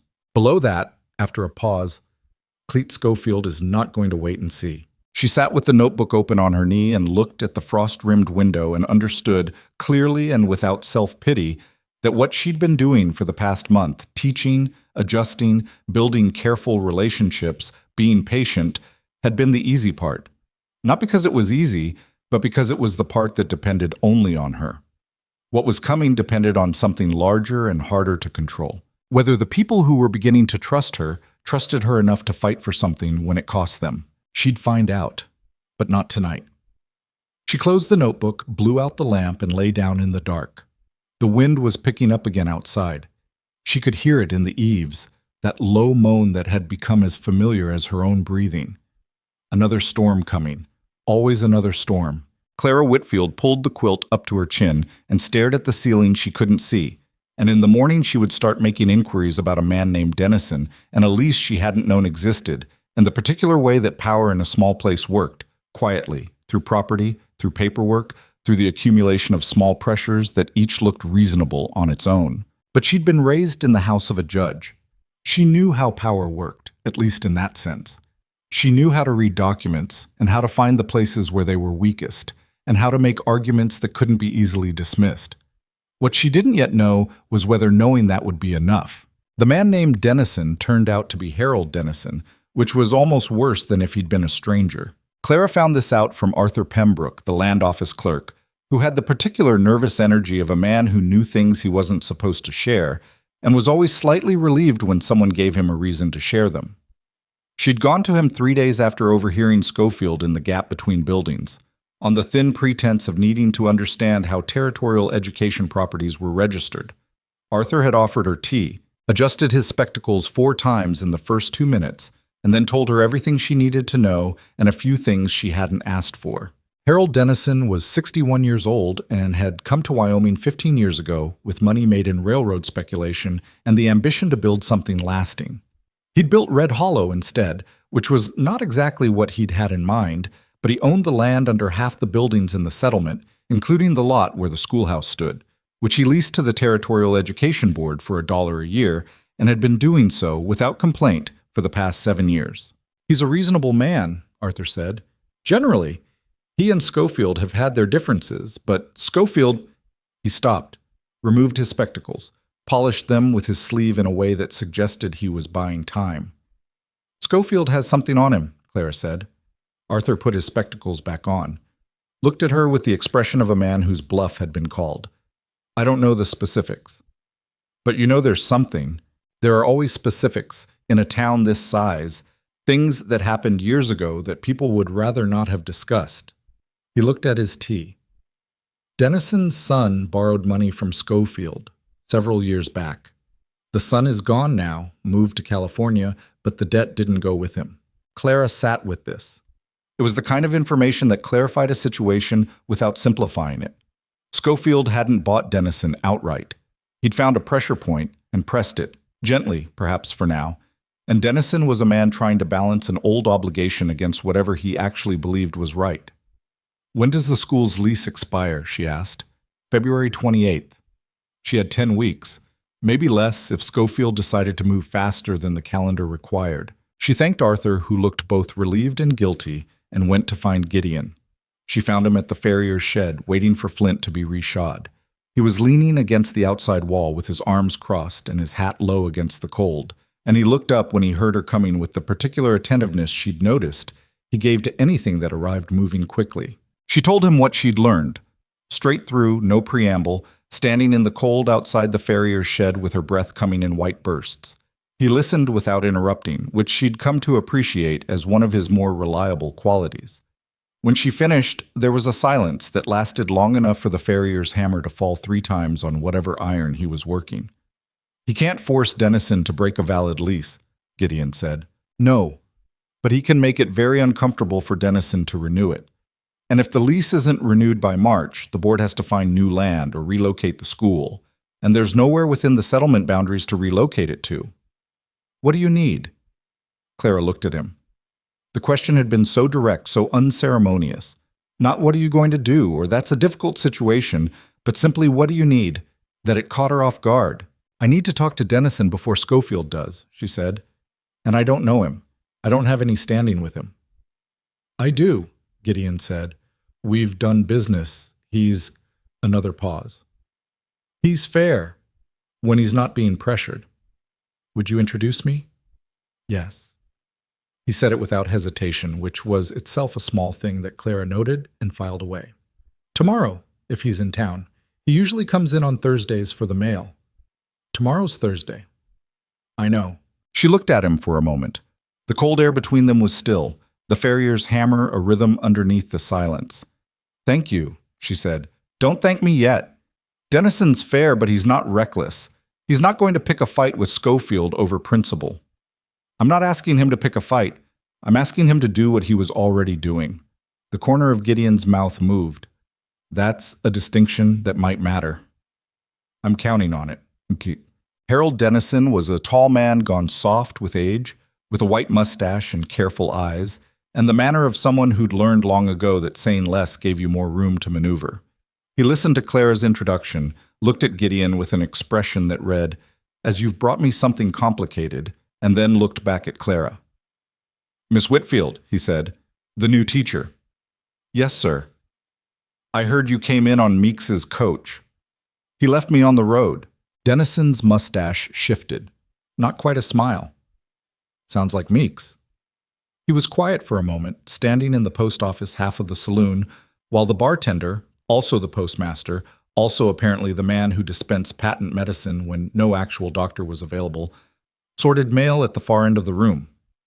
You want to talk about the lease?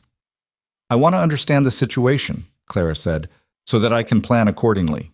He looked at her steadily. And if the situation is that the lease won't be renewed, then I need to know that now, not in February, so I have time to find another solution. The students can't lose the school over a dispute that has nothing to do with education. Dennison was quiet again. He had a way of going quiet that was different from Gideon's. Where Gideon's silence felt like thinking, Dennison's felt like weighing, calculating costs. My arrangement with the board has been simple, he said finally. $1 a year, renewable annually. I have no personal objection to the school. I have a pause. Competing obligations. I understand there are pressures. Do you? I'm a judge's daughter, Clara said. I understand how debt functions as leverage. I also understand that leverage has limits. A man who uses a private financial arrangement to influence a public educational institution is exposing himself to the kind of scrutiny that tends to be more damaging than whatever he was protecting in the first place. Dennison's careful eyes sharpened, just slightly. That sounds like a threat. It's not. It's an observation. I'm not in the business of threatening people. She paused. I'm in the business of teaching children to read, which is less dramatic but considerably more useful. Something shifted in his face, some calculation completing itself. He looked at Gideon, who had been standing to Clara's left saying nothing, present as a fact rather than a participant. She always like this? Dennison asked. I've only known her 6 weeks, Gideon said. But yes. Dennison made a sound that might have been a laugh if it had committed itself more fully. He looked back at Clara. The lease renews February 1st. I'll sign the paperwork then, same as every year. A pause. I'd appreciate it if this conversation stayed between us. Of course, Clara said. She and Gideon walked out into the December cold, and she waited until they were half a block from the saloon before she let out a breath she'd been holding for what felt like several minutes. Well, she said. You did that, Gideon said. We did that. You got me into the room.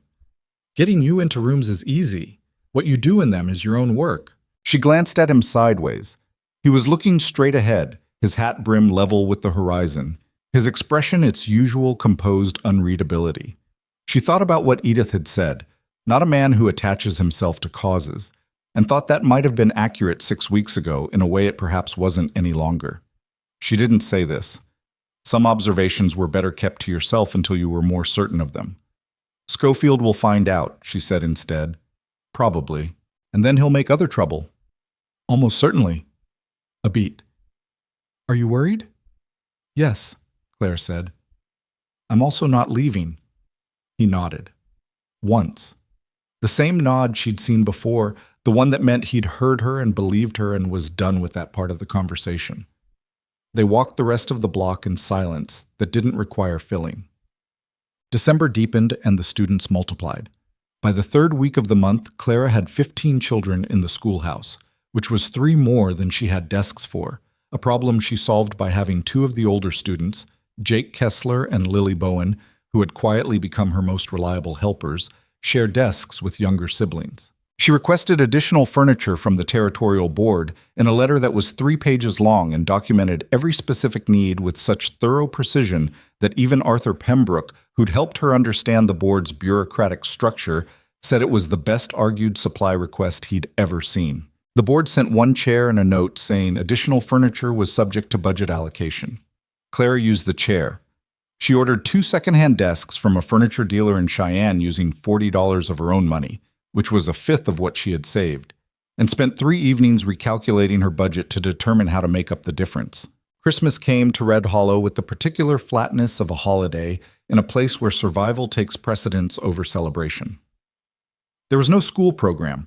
Clara had planned one, then quietly set the plan aside when she understood that most of her students' families were too busy and too tired for an evening event in a cold building. Instead, on the last day of school before the break, she gave each student a wrapped packet, a composition book, a sharpened pencil, and a small card on which she'd written, in her careful hand, a single sentence chosen specifically for each child. For Jake Kessler, whose mathematical instinct was stronger than he knew, the numbers will make sense, trust the work.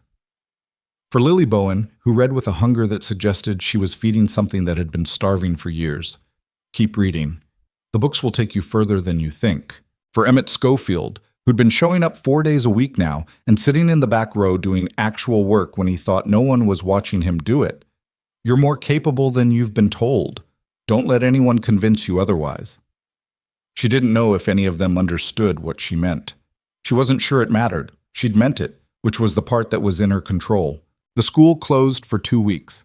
Clara didn't go home. She stayed at the boarding house and used the empty days to repair broken books with strips of cloth and paste, write letters to the Territorial Education Board requesting formal guidance on curriculum standards, and make careful notes on each student's progress in a ledger she'd started keeping in November. On Christmas Day itself, she ate dinner at Edith's table with Arthur Pembroke and an itinerant preacher passing through, and afterward walked to the schoolhouse alone and sat in the cold in the teacher's chair for 20 minutes, doing nothing except looking at the 15 desks and the patched window and the cracked chalkboard, and feeling something she would have been embarrassed to name, but which was something in the neighborhood of love. Not sentimental, not perfect, but deep and specific. The kind you develop for things that have cost you something. Gideon brought firewood on the 26th. He came to the boarding house in the morning with the wagon and stacked it in the shed behind the building without announcing himself first. And Clara heard the sound and looked out her window and saw him working, his breath white in the cold, moving with the efficient economy of a man who'd done this particular task 10,000 times and didn't need to think about it. She went downstairs and out to the shed. "You didn't have to do this," she said. "The stack was low. I was going to order more. I had extra." He set down a log and looked at her. He'd been looking at her differently lately, not obviously, not in the way that would have made her uncomfortable, but with a slight additional attention that she'd noticed and hadn't known how to address. "Merry Christmas, Miss Whitfield." "Merry Christmas." She paused. "Clara, at this point I think we've earned first names." He considered this with the gravity he applied to most things.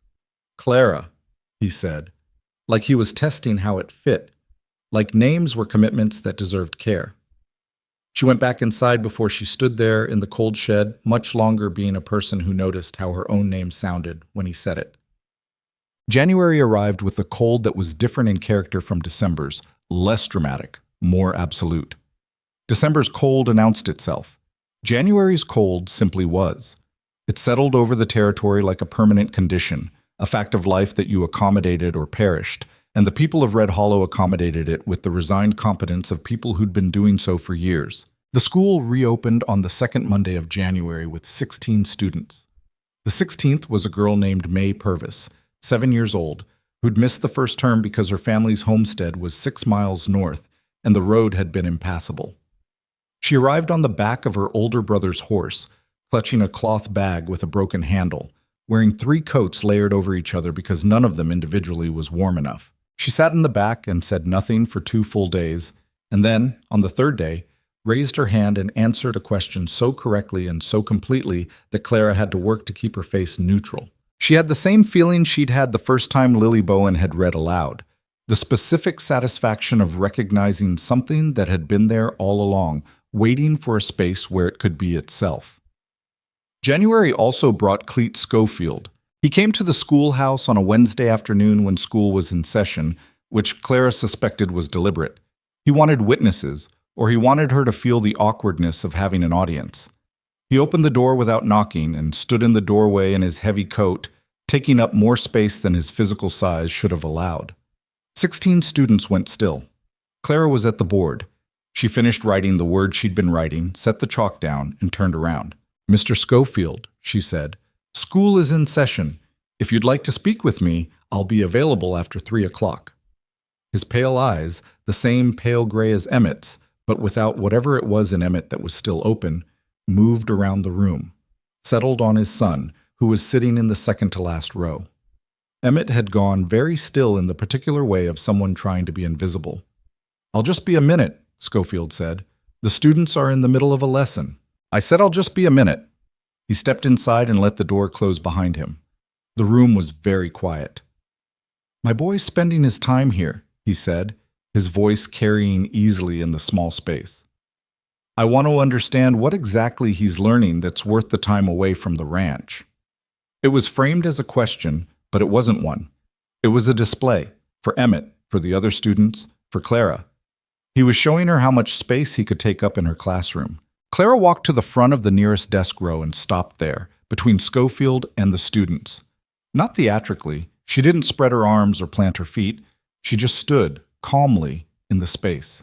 Your son, she said, is working through multiplication tables, fractions, and basic geography. He's also improving his composition and reading comprehension, which is currently about 2 years behind where it should be for his age, and which we're correcting. These are skills that will be useful to someone who intends to manage a large cattle operation. A silence. Somewhere in the back row, someone's desk creaked. My son manages what I tell him to manage, Schofield said. Yes, sir. But situations change. Good ranch managers are worth considerably more than poor ones, and the difference is often literacy and numeracy. She paused. If you've come to pull him from school, that's your right as his father. If you've come to understand what he's learning, I'm happy to discuss it. At 3 o'clock, after the other students have gone home. Another silence. Schofield looked at her with an expression that was difficult to read. Not anger exactly, though there was anger somewhere underneath it. Closer to the particular frustration of a man who'd expected to overwhelm something and found it wasn't overwhelmable. He looked at Emmett. Emmett looked at the surface of his desk. 3 o'clock, Schofield said, and left. The door closed. The room exhaled collectively. Clara turned back to the board and picked up her chalk. Fractions, she said, as if nothing had happened. Who can tell me what the denominator represents? Jake Kessler's hand went up. Then Lily's. Then, after a moment that cost him something visible, Emmett Schofield raised his hand in the second-to-last row. Clara called on Emmett. His answer was correct. Schofield came at 3 o'clock, as she'd known he would. He sat across from her at the kitchen table that was her desk, and they talked for 40 minutes. She showed him Emmett's composition book, the early pages, where the handwriting was large and uncertain, and the later pages where it had tightened and grown confident.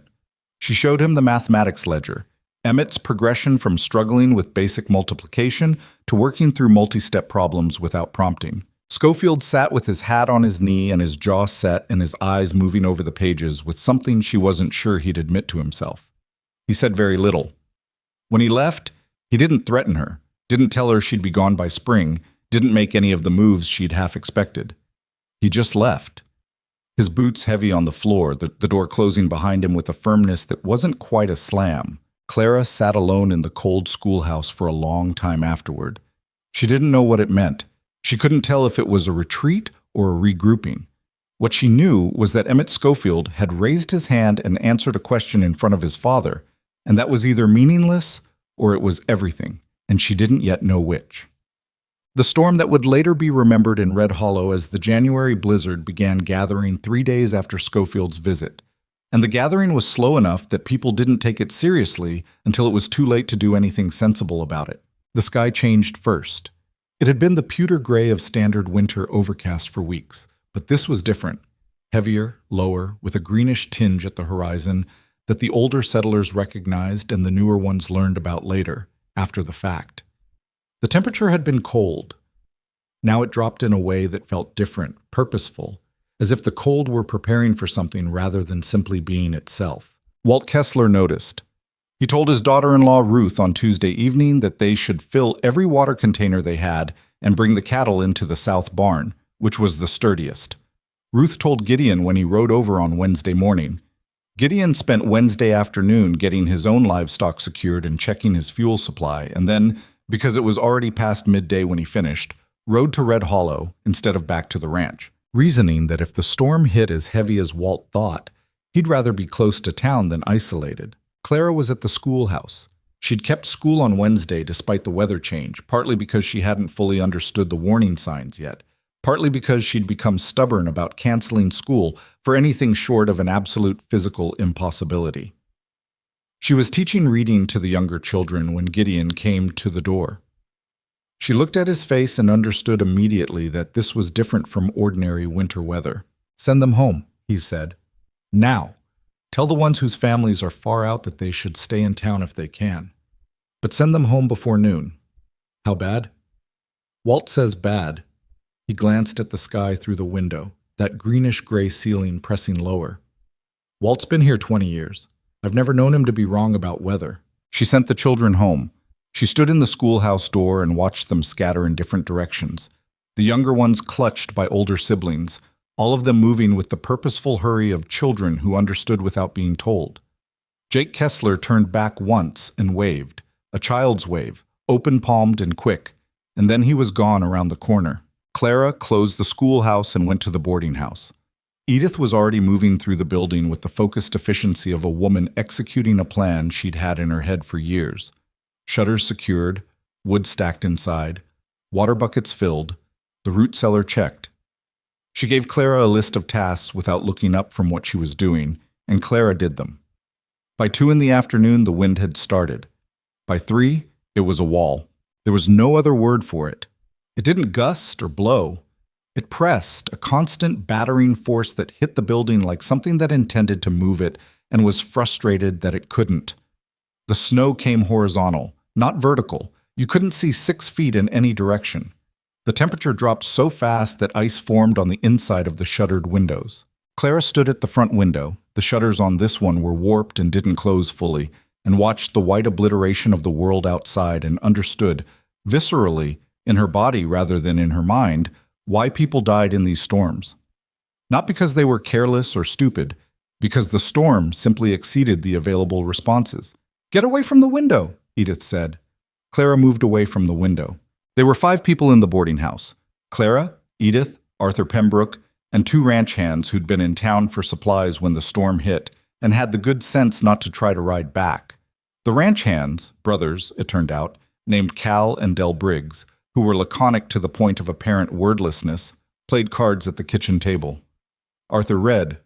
Edith cooked, because the stove was heat and food was morale, and Edith had understood this for decades without anyone having to explain it. Clara couldn't settle.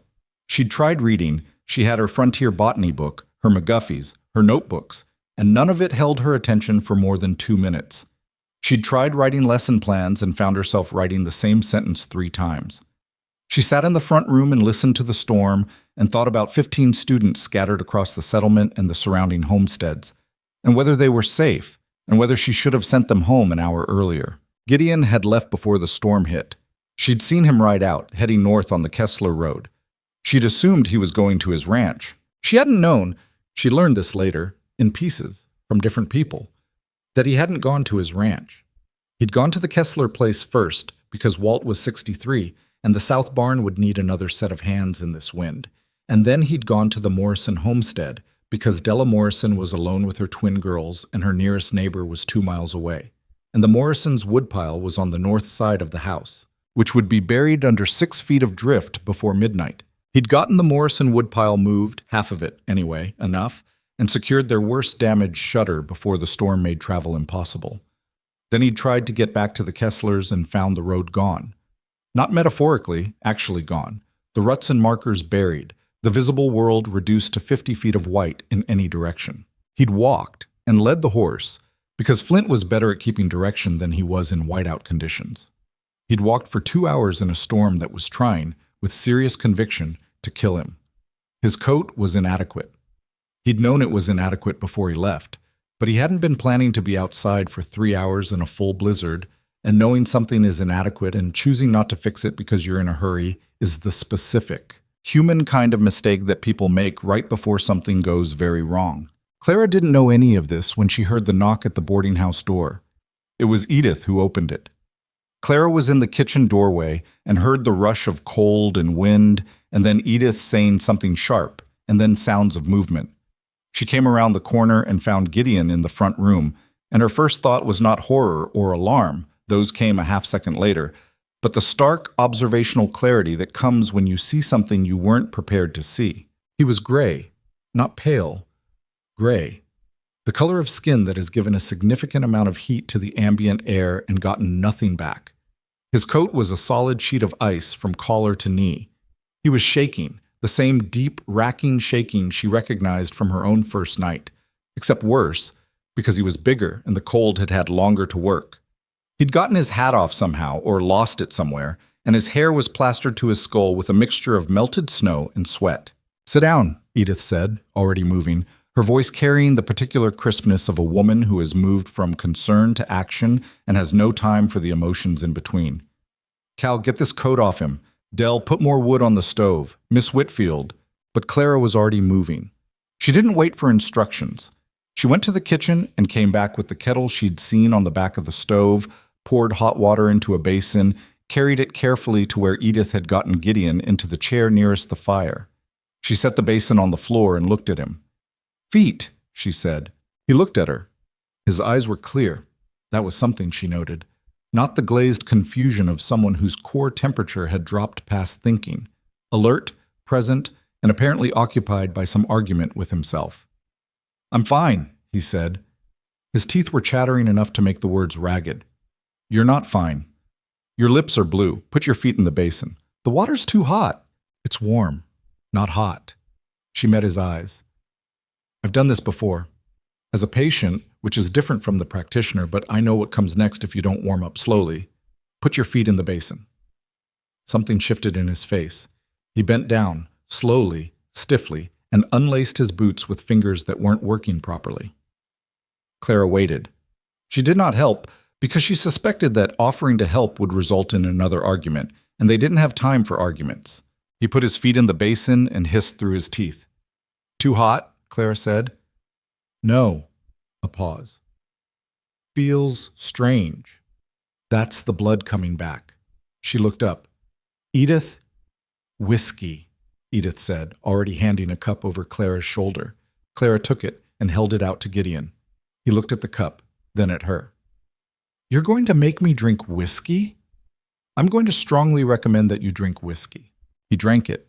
She watched the shaking change character as the warmth from the basin worked up through his feet, and the whiskey worked inward from his stomach, the violent rattling giving way to a finer, shallower tremor that was still bad, but was better.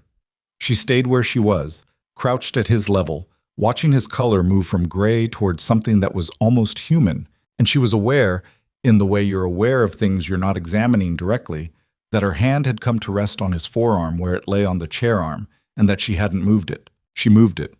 "The Morrisons?" she asked. "Della and the girls?" "Fine." Woodpiles moved to the south side, shutters secured. He said it with the careful enunciation of someone compensating for a mouth that wasn't fully cooperating.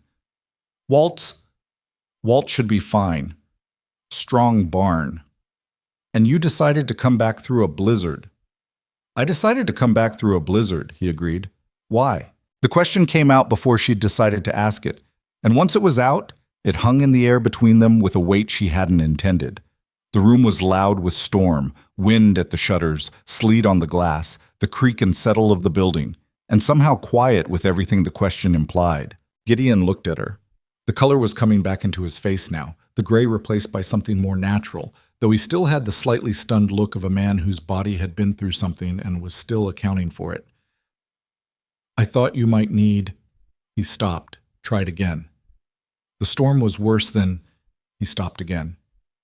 "Gideon." He was quiet for a moment. The fire cracked in the stove. "I came back because you were here," he said. "That's the honest answer. I know that's—" A pause that had a particular quality to it, like something being turned over carefully. "I know that might not be—" "It's all right," Clara said. Her voice was even. She wasn't sure how. "I'm not very good at—" He made a gesture with his recovering hand that encompassed, apparently, everything he wasn't very good at. "Saying things directly. I'm working on it." "You just said something directly." "I suppose I did." The storm howled. From the kitchen, the sound of Edith and the Briggs brothers moving around, deliberately not coming into the front room, which was a kindness dressed as practicality. Arthur Pembroke had apparently found something deeply absorbing to read in the corner. Clara sat back on her heels. She looked at the man in the chair, half frozen, stubborn, more honest than he'd intended to be, better than he thought of himself, and she felt something arrive in her chest with the quiet certainty of something that had been building for a while and had simply now found room to settle. She didn't say it. She wasn't ready to say it, and he wasn't ready to hear it, and the boarding house was full of people, and outside, a storm was trying to end the world. "Rest," she said. "You can be honest with me later. When your feet work." He almost smiled, close enough that she counted it. The storm lasted 36 hours. When it was over, Red Hollow emerged into a silence so absolute it felt like the world had been remade. The snow was chest-deep in the drifts, knee-deep in the open spaces, and every building in the settlement wore a white cap that had to be beaten off the roofs before the weight collapsed them. Clara went out with the others at first light, when the wind had finally stopped and the sky had cleared to a blue so sharp and cold it looked like glass. They dug out the boarding house door. They checked on neighbors. They moved through the settlement in the way of people taking stock, asking the silent questions. Who had made it through? What was broken? What needed to be done first? The schoolhouse had survived. The window, the one Jake Kessler had boarded, had held.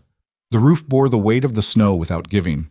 When Clara pushed open the door and went inside, cold and dark and silent, she ran her hands along the walls and the desks and felt the solidity of the place, its stubborn refusal to be anything other than what it was. She heard boots behind her and turned. Gideon stood in the doorway. He was walking normally. His feet had returned to full function by midnight, Edith's management being thorough, and his color was right again. And he looked at her in the gray morning light with an expression that was not composed in the usual way. Something had come loose in it, something that made him look younger and more uncertain and more like a person than the contained, deliberate man she'd been getting to know for 2 months. "There's a child sick," he said, "over at the Morrison place. Della sent word with one of the Purvis boys who came through at first light." Clara's stomach dropped. "Which child?" "One of the twins." He paused. "It's bad," from what the boy said. She looked around the schoolhouse, at the 15 desks, the board, the patched window, at the place she'd been building into something solid. "I need to go," she said. "I know, I'll take you." They rode out on Flint through a landscape that had been rearranged overnight. Familiar roads buried, familiar landmarks gone or altered, the whole territory translated into something that required relearning.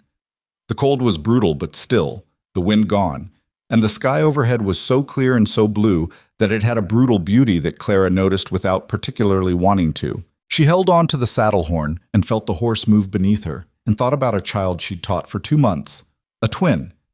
Emma Morrison, the quieter of the two, the one who smiled at her sister's jokes 3 beats after everyone else did, like she was on her own time with everything, and maybe that was all right. She thought, please let her be all right. She didn't say it out loud. The horse moved through the snow, and Gideon's body was warm behind her, and the blue sky above Red Hollow was cold and enormous, and indifferent to what any of them needed. Emma Morrison died on a Thursday morning, 9 days after the blizzard. She was 9 years old. She had been sick when Clara and Gideon arrived at the homestead the morning after the storm. Feverish, coughing with a wet, deep sound that Clara recognized from somewhere she couldn't name, some stored knowledge that told her this was serious before she had the vocabulary to say why. They'd found Della Morrison sitting beside the child's bed with the fixed, hollow expression of a woman who has been frightened for so long that the fear had burned through itself and left something quieter and worse behind. There was no doctor in Red Hollow. There was a man named Fowler who'd had some medical training. He'd been a battlefield surgeon's assistant during the war, 20 years ago, and who dispensed advice and patent medicine from the back of the saloon. He came the same afternoon Clara and Gideon arrived, on a horse borrowed from the Kesslers because his own was lamed. He examined Emma with careful, practiced hands and said it was pneumonia and that they needed to keep her warm, keep her drinking, and wait. They waited. Clara stayed for 3 days, not because she planned to, but because Della Morrison needed someone to sit with her and her surviving twin, Grace, who had developed the particular stillness of a child watching something happen that she couldn't stop and didn't understand. Clara sat with Grace at the kitchen table and taught her to do long division in a composition book, not because the mathematics mattered, but because the composition book was there, and learning something was better than the alternative, which was sitting and listening to Emma's breathing getting harder in the next room. Gideon came every day. He brought firewood and food from town, and on the second day, a woman named Hattie Crane, who had nursed her own children through illness and knew things about fevers that Fowler's battlefield training hadn't covered. Hattie was small and quiet and efficient, and she changed the poultices on Emma's chest and coaxed water and broth between the child's lips, and told Della, plainly, that she'd done everything that could be done. It wasn't enough. On the 9th morning after the storm, Emma Morrison stopped breathing before the sun was fully up. Clara was not in the room when it happened. She'd gone back to Red Hollow 2 days earlier. School had to reopen. The other children were waiting. And Hattie and Della's older sister, who'd come from a homestead 15 miles north, were there now. She learned about Emma from Ruth Kessler, who came to the schoolhouse door mid-morning with her face composed in the careful way people compose their faces when they're about to deliver grief. Clara sat down on the nearest desk. She sat there for a full minute without speaking. Ruth sat on the desk across the aisle and didn't say anything either, which was exactly right. "How is Grace?" Clara said finally. "Devastated. You know how twins are. She keeps—" Ruth stopped, pressed her lips together. "She keeps looking at the chair where Emma usually sat." Clara looked at her own classroom. At the 15 desks, 16 now, since May Purvis had joined. At the empty chair 2 rows from the front where Emma Morrison had done careful addition in a composition notebook and laughed, on a delay, at her sister's jokes. She was not going to cry in front of Ruth Kessler. This was not a decision she made consciously, so much as a fact about herself that she discovered in the moment, the way you discover the shape of things by running into them. "I'll go to the Morrison place on Saturday," she said, "for Della." She'd like that. The school continued.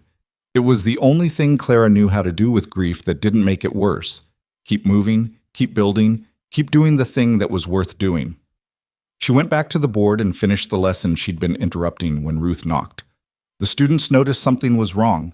Children always noticed, even when adults thought they were managing their faces.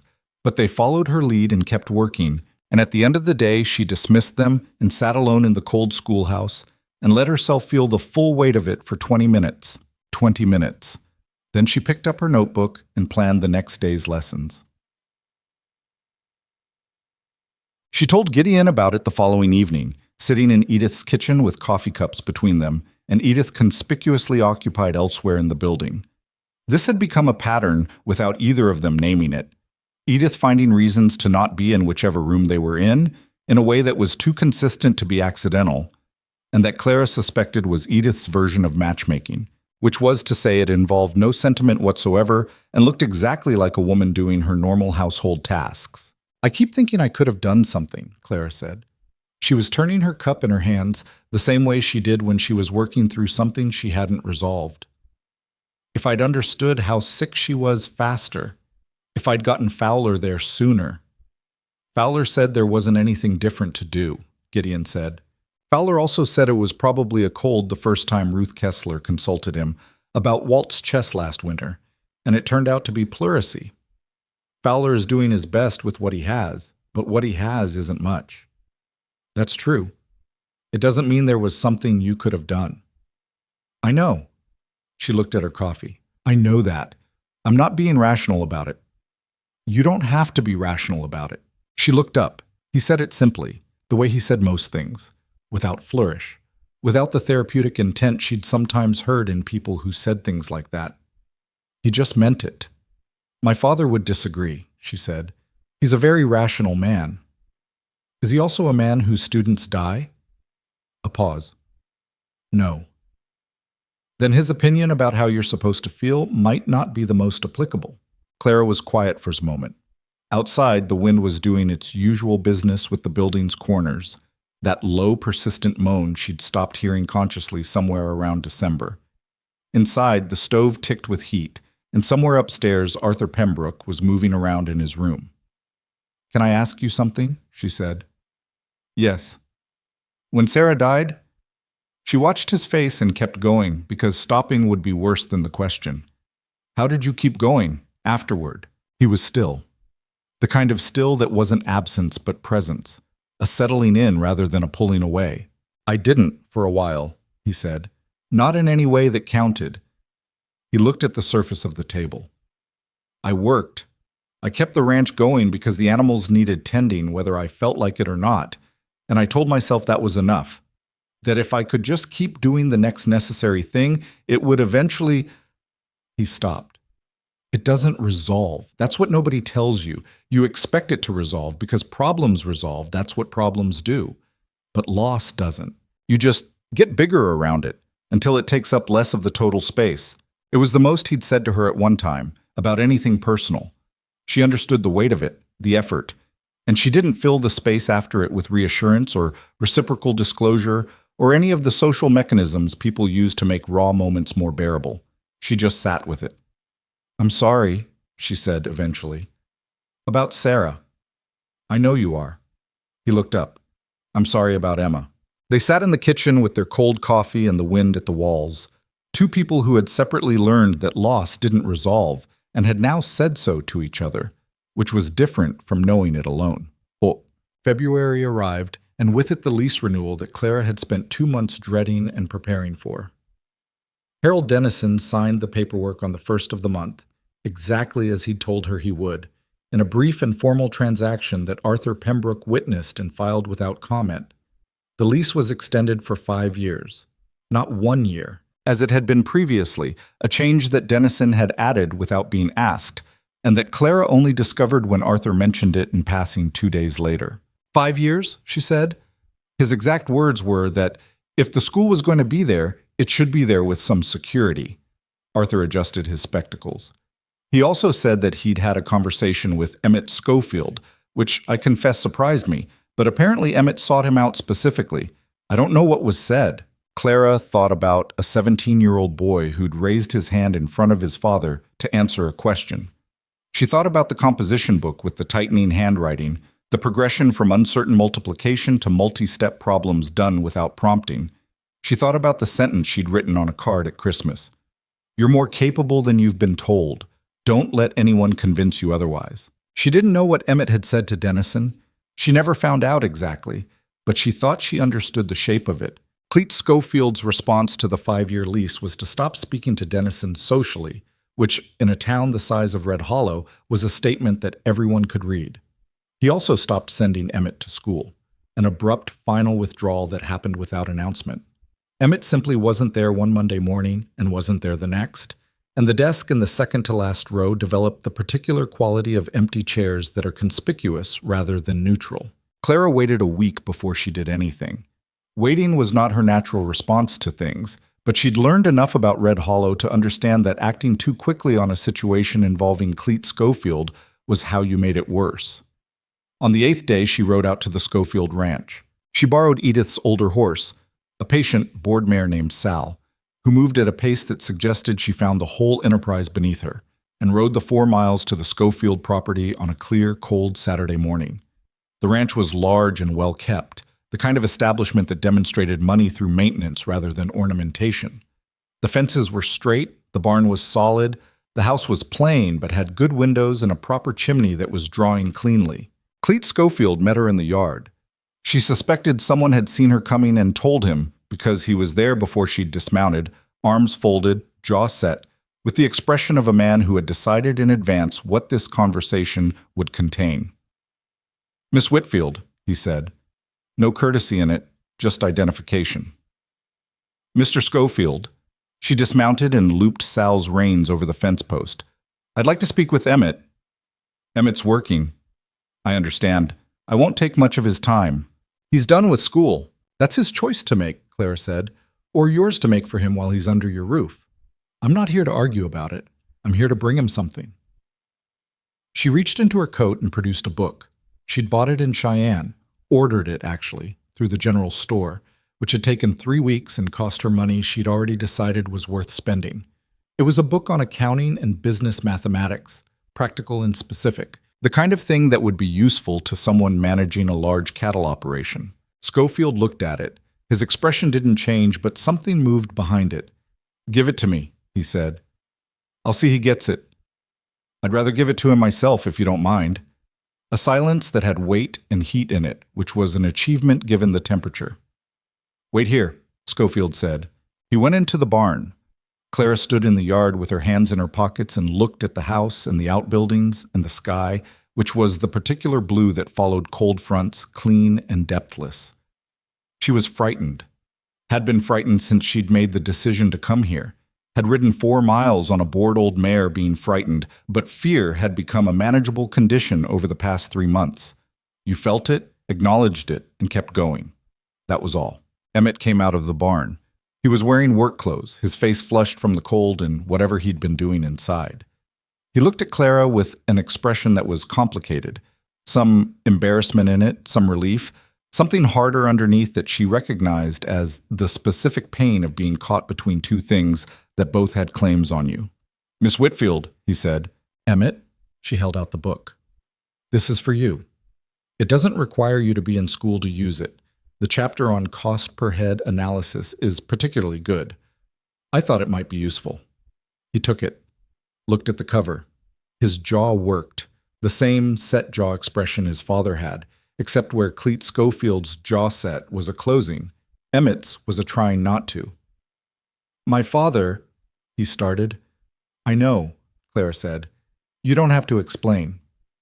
I wanted to keep coming. I know that too." He looked at the book again.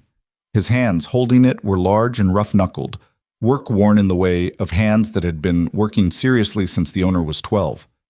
"The stuff about contracts," he said. "The reading comprehension you were doing with the land deed examples. Is there—" He stopped, glanced back at the barn, where his father had gone back inside and could presumably still hear this conversation through the open upper door. Lowered his voice. "Is there a book I could get that covers that kind of reading? For documents, legal documents." "Yes," Clara said. "Give me 2 weeks. I'll have Arthur Pembroke order it." Emmett nodded.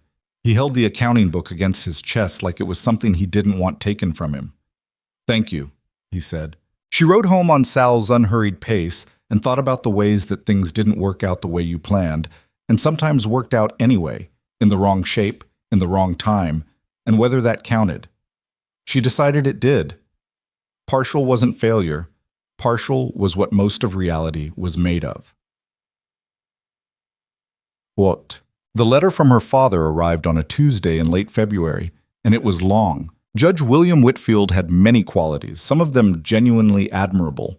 He was intelligent, he was thorough, he had a powerful sense of order and an extensive vocabulary for deploying it. He deployed all of these qualities in 7 pages of close, careful handwriting that had clearly been drafted and revised and that said, essentially, the following. That Clara had made her point, that she had demonstrated she could survive in difficult conditions, that she had spent 4 months in a territory that had nothing to offer an educated woman of her background, and that it was time to come home. He had secured her a position at the Lancaster Girls' Academy, the same position she'd turned down to come to Wyoming. The offer remained open. He expected her response within a fortnight. The letter was thorough enough that it addressed preemptively every argument she might make. The school could survive without her. The territorial board could find another teacher. The students she'd invested in would forget her within a year. His children forgot teachers. The frontier was no place for a woman of her education and prospects. He had never been opposed to her ambitions, only to the form they'd taken, and now that she'd satisfied whatever impulse had driven her west, it was time to satisfy her responsibilities closer to home. It was a very good letter. It was also, she thought, sitting in her narrow room with the pages in her hand and the frost on the window and the sound of the settlement moving through its early morning routines outside, entirely wrong about everything that mattered. She wrote back the same day, which was unusual for her. She normally let her father's letters sit for at least 2 days before responding, to let the first reaction cool into something more considered. But there were things she knew clearly in this moment that she might talk herself out of later, and she wrote them while she knew them. She wrote, "I am not going to come home. Not because I am stubborn, though I am, and you know it, but because I am doing something that matters here, and am not finished doing it. The school has 16 students. The lease is secured for 5 years. 3 children who could not read in November read at level now. These are not abstractions. They are people whose lives are different because I am here, and I cannot abandon them to satisfy a sense of propriety or safety or convenience." She wrote, "You raised me to understand that the law exists to serve justice, not the other way around. I am asking you to apply the same principle to your expectations of me.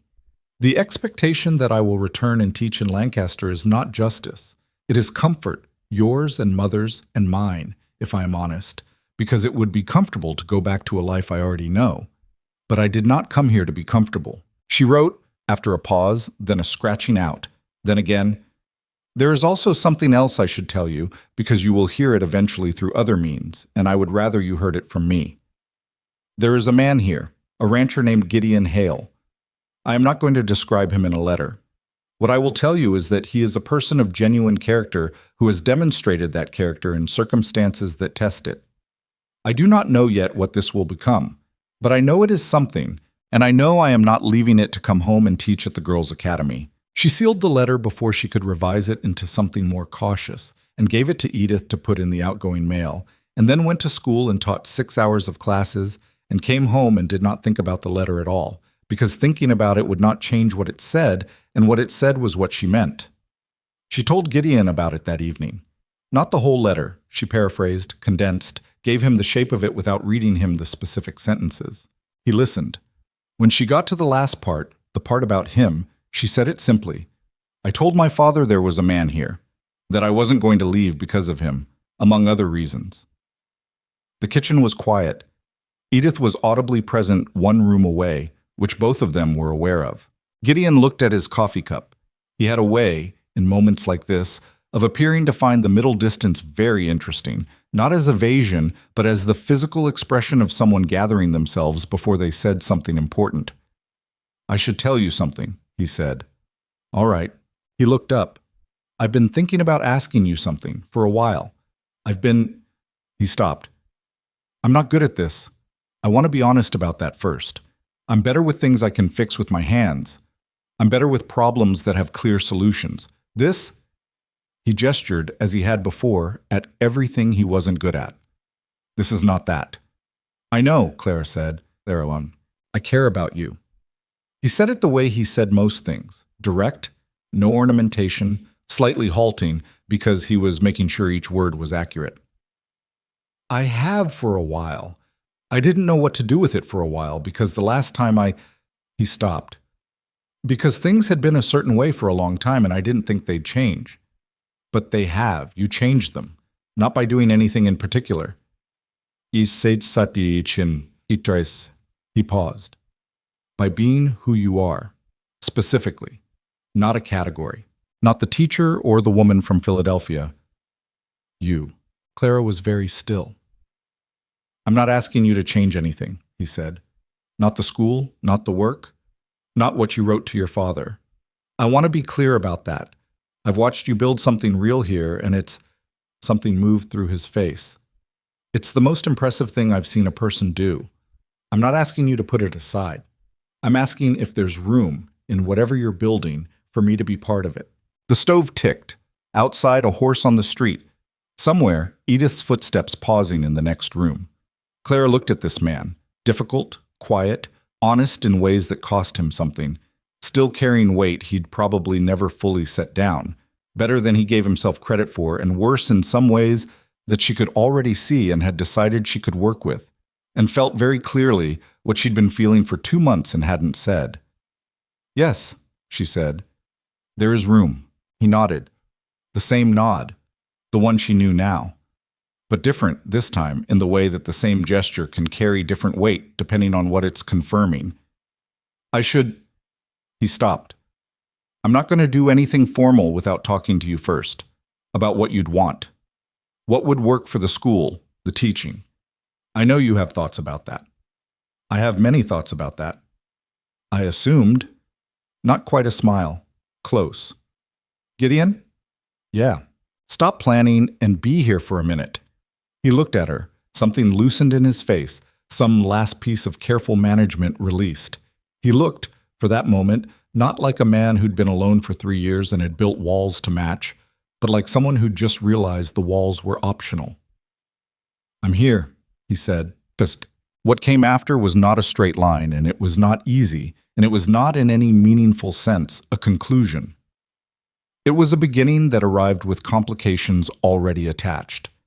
The first complication was Ruth Kessler, who took the news of their understanding, delivered by Edith, who had apparently decided she was the appropriate distribution channel for this information, with an expression of profound satisfaction that she tried to disguise as mild interest, and failed. She's the teacher, Ruth said to Gideon the next time he came to the ranch for business. She has to stay the teacher. I know that, he said. Some men say they know that. Then they don't. I know that, he said again. Ruth looked at him for a long moment. Good, she said, and went back to whatever she'd been doing, which was the closest thing to a blessing the situation was going to get from that direction. The second complication was Clara's father's response, which arrived in late March and was shorter than his previous letters. A sign she'd learned to read over the years, not of resignation, but of controlled anger. He wrote that he was disappointed, that he considered her decision regarding the rancher precipitous and uncharacteristic of her judgment, and that he would suspend any further comment until he had met the man in question. He ended the letter by saying that her mother sent her love, which Clara's mother had almost certainly told him to include because without it the letter would have been impossible to forgive. She showed it to Gideon. He read it with the expression of someone absorbing a document rather than reacting to one. He wants to meet me, he said. He wants to evaluate you. That's fair. You're not offended? He considered. He's a judge. His daughter is in Wyoming with a rancher he's never met. I'd want to evaluate me too. He handed the letter back. When he comes, I'll come to town. He'll be difficult, Clara said. He's not a cruel man. He's a thorough one. He'll find every weak spot. He probably won't find anything I haven't already thought of, Gideon said. She looked at him. What do you mean? I mean, I know what I am. I'm 31 years old. I have a ranch that's doing adequately and could be doing better. I was married before, and my wife is dead. I have a 4th grade education officially, though I've read everything I could get my hands on since, and I'm not good at social performance. He said it without self-pity or false modesty, simply a list, the way he'd list the contents of a supply order. If he's looking for reasons to object, he'll find them. I can't make those things different. I can only be honest about them. Clara was quiet for a moment. Those are the things you think are weaknesses. Some of them are. And the rest? He looked at her steadily. You'd have to tell me. I'm not good at seeing myself from the outside. I know, she said. That might be one of the things I can help with. The corner of his mouth. Close, this time. Very close. March came in hard and went out harder, with 2 more storms that closed the school for a combined 8 days. Clara used the closed days for what she was beginning to think of as the larger project, the thing that had been building since she'd understood that teaching 16 children to read was necessary but not sufficient, that what Red Hollow needed was something more durable than a single teacher who might leave. She began writing curriculum guides, structured, detailed, transferable, the kind of documents that someone else could use to teach, even if they had limited experience. She stayed up late by lamplight, her hand cramping, writing out not just what to teach, but how and in what order, and what to watch for when it wasn't working. She wrote notes on each student, not just their progress, but their particular ways of learning, the strategies that reached them when others didn't. Who are you writing those for? Edith asked one night, standing in the kitchen doorway with an expression that was too careful to be casual. A future teacher, Clara said. Or 2, or 10. Edith absorbed this. You think someone else will need them? I think I can't be the only teacher in this territory forever. And if the work I've done here disappears when I leave or when I'm sick or when anything changes, then it was never as solid as I was trying to make it. Edith was quiet for a moment. She came in, sat down across the table, poured herself coffee from the pot. This was unusual. Edith did not sit down with people for coffee in the late evening as a rule. I've been thinking, Edith said, about the building next to mine, the one that Dennison owns. It's been empty for 2 years, small, but solid. Clara looked at her, waited. It could be a library, Edith said, if someone convinced Dennison to let it out cheap, and if someone collected books from the people in town and from a few donations, and if someone ran it who had a care for books and the people who needed them. That someone being, you're the one with the plan, Edith said. I'm just talking. She was not just talking. Clara knew this and Edith knew this, and neither of them said it directly, because saying it directly would have required Edith to admit to something that looked suspiciously like civic investment, which was inconsistent with her carefully maintained image as a woman who'd seen too much to be surprised by anything and cared too little to be moved by any of it. I'll talk to Dennison, Clara said. Edith drank her coffee. You're good at that. The library idea took hold the way ideas take hold when they're correct. Slowly, finding structural supports you hadn't planned, growing into the shape of a real thing. Dennison gave them the building for $12 a year, which was generous to the point of being almost free, and Clara suspected that Emmett Schofield's visit to him had produced a residual goodwill that was still operating. She wrote to publishers in Chicago and New York requesting donated copies of books for a frontier settlement library. She wrote to the Territorial Education Board requesting a small grant. She wrote to 3 churches, not for spiritual reasons, but because churches were the most organized charitable institutions in most communities, and charitable institutions had money. She asked Gideon to build bookshelves. He did it on 2 Saturdays in March, working methodically, measuring twice, making something that was plain and practical and would hold weight. She watched him work and found it was possible to love someone in a very ordinary way, the way you loved a tool that fit your hand or a room that was the right size, not dramatically, not with anguish, but with the deep satisfaction of recognition. This was the right person, in the right place. At this particular time, that was the only time there was. She didn't say this to him. She suspected he'd been thinking something similar, and there would be time to say it when it didn't sound like a declaration and more like a fact both of them had arrived at independently. Her father came in April, on the same stage route that had deposited her on a road 6 months ago with a torn knee and the certainty that she was going to die. Harlan Meeks was not the driver this time. This was fortunate for everyone. Judge William Whitfield stepped off the coach and looked at Red Hollow, Wyoming territory with the expression of a man who had imagined something and found that reality had not consulted his imagination. He was 62, tall and spare, with a judge's posture and a judge's face, composed by discipline into something that was difficult to read without knowing it well. Clara knew it well. She'd grown up interpreting its smallest shifts. He looked at the settlement. He looked at the boarding house. He looked at his daughter, who met him at the stage, and who he examined with the same care he gave everything, taking inventory of the changes 6 months had made, the wind-weathered edges, the new lines, the particular way she stood that hadn't been there before. "Clara," he said. "Father," she said. "You made it." "I made it." He looked around once more. "It's smaller than I expected." "Most things are." He looked at her. "You're not." She didn't know what to do with that, so she picked up his smaller bag and led him inside. And Edith Granger met them in the hallway with coffee and no sentimentality, which was exactly right, and Clara thought she might have arranged it that way deliberately. Gideon came to dinner.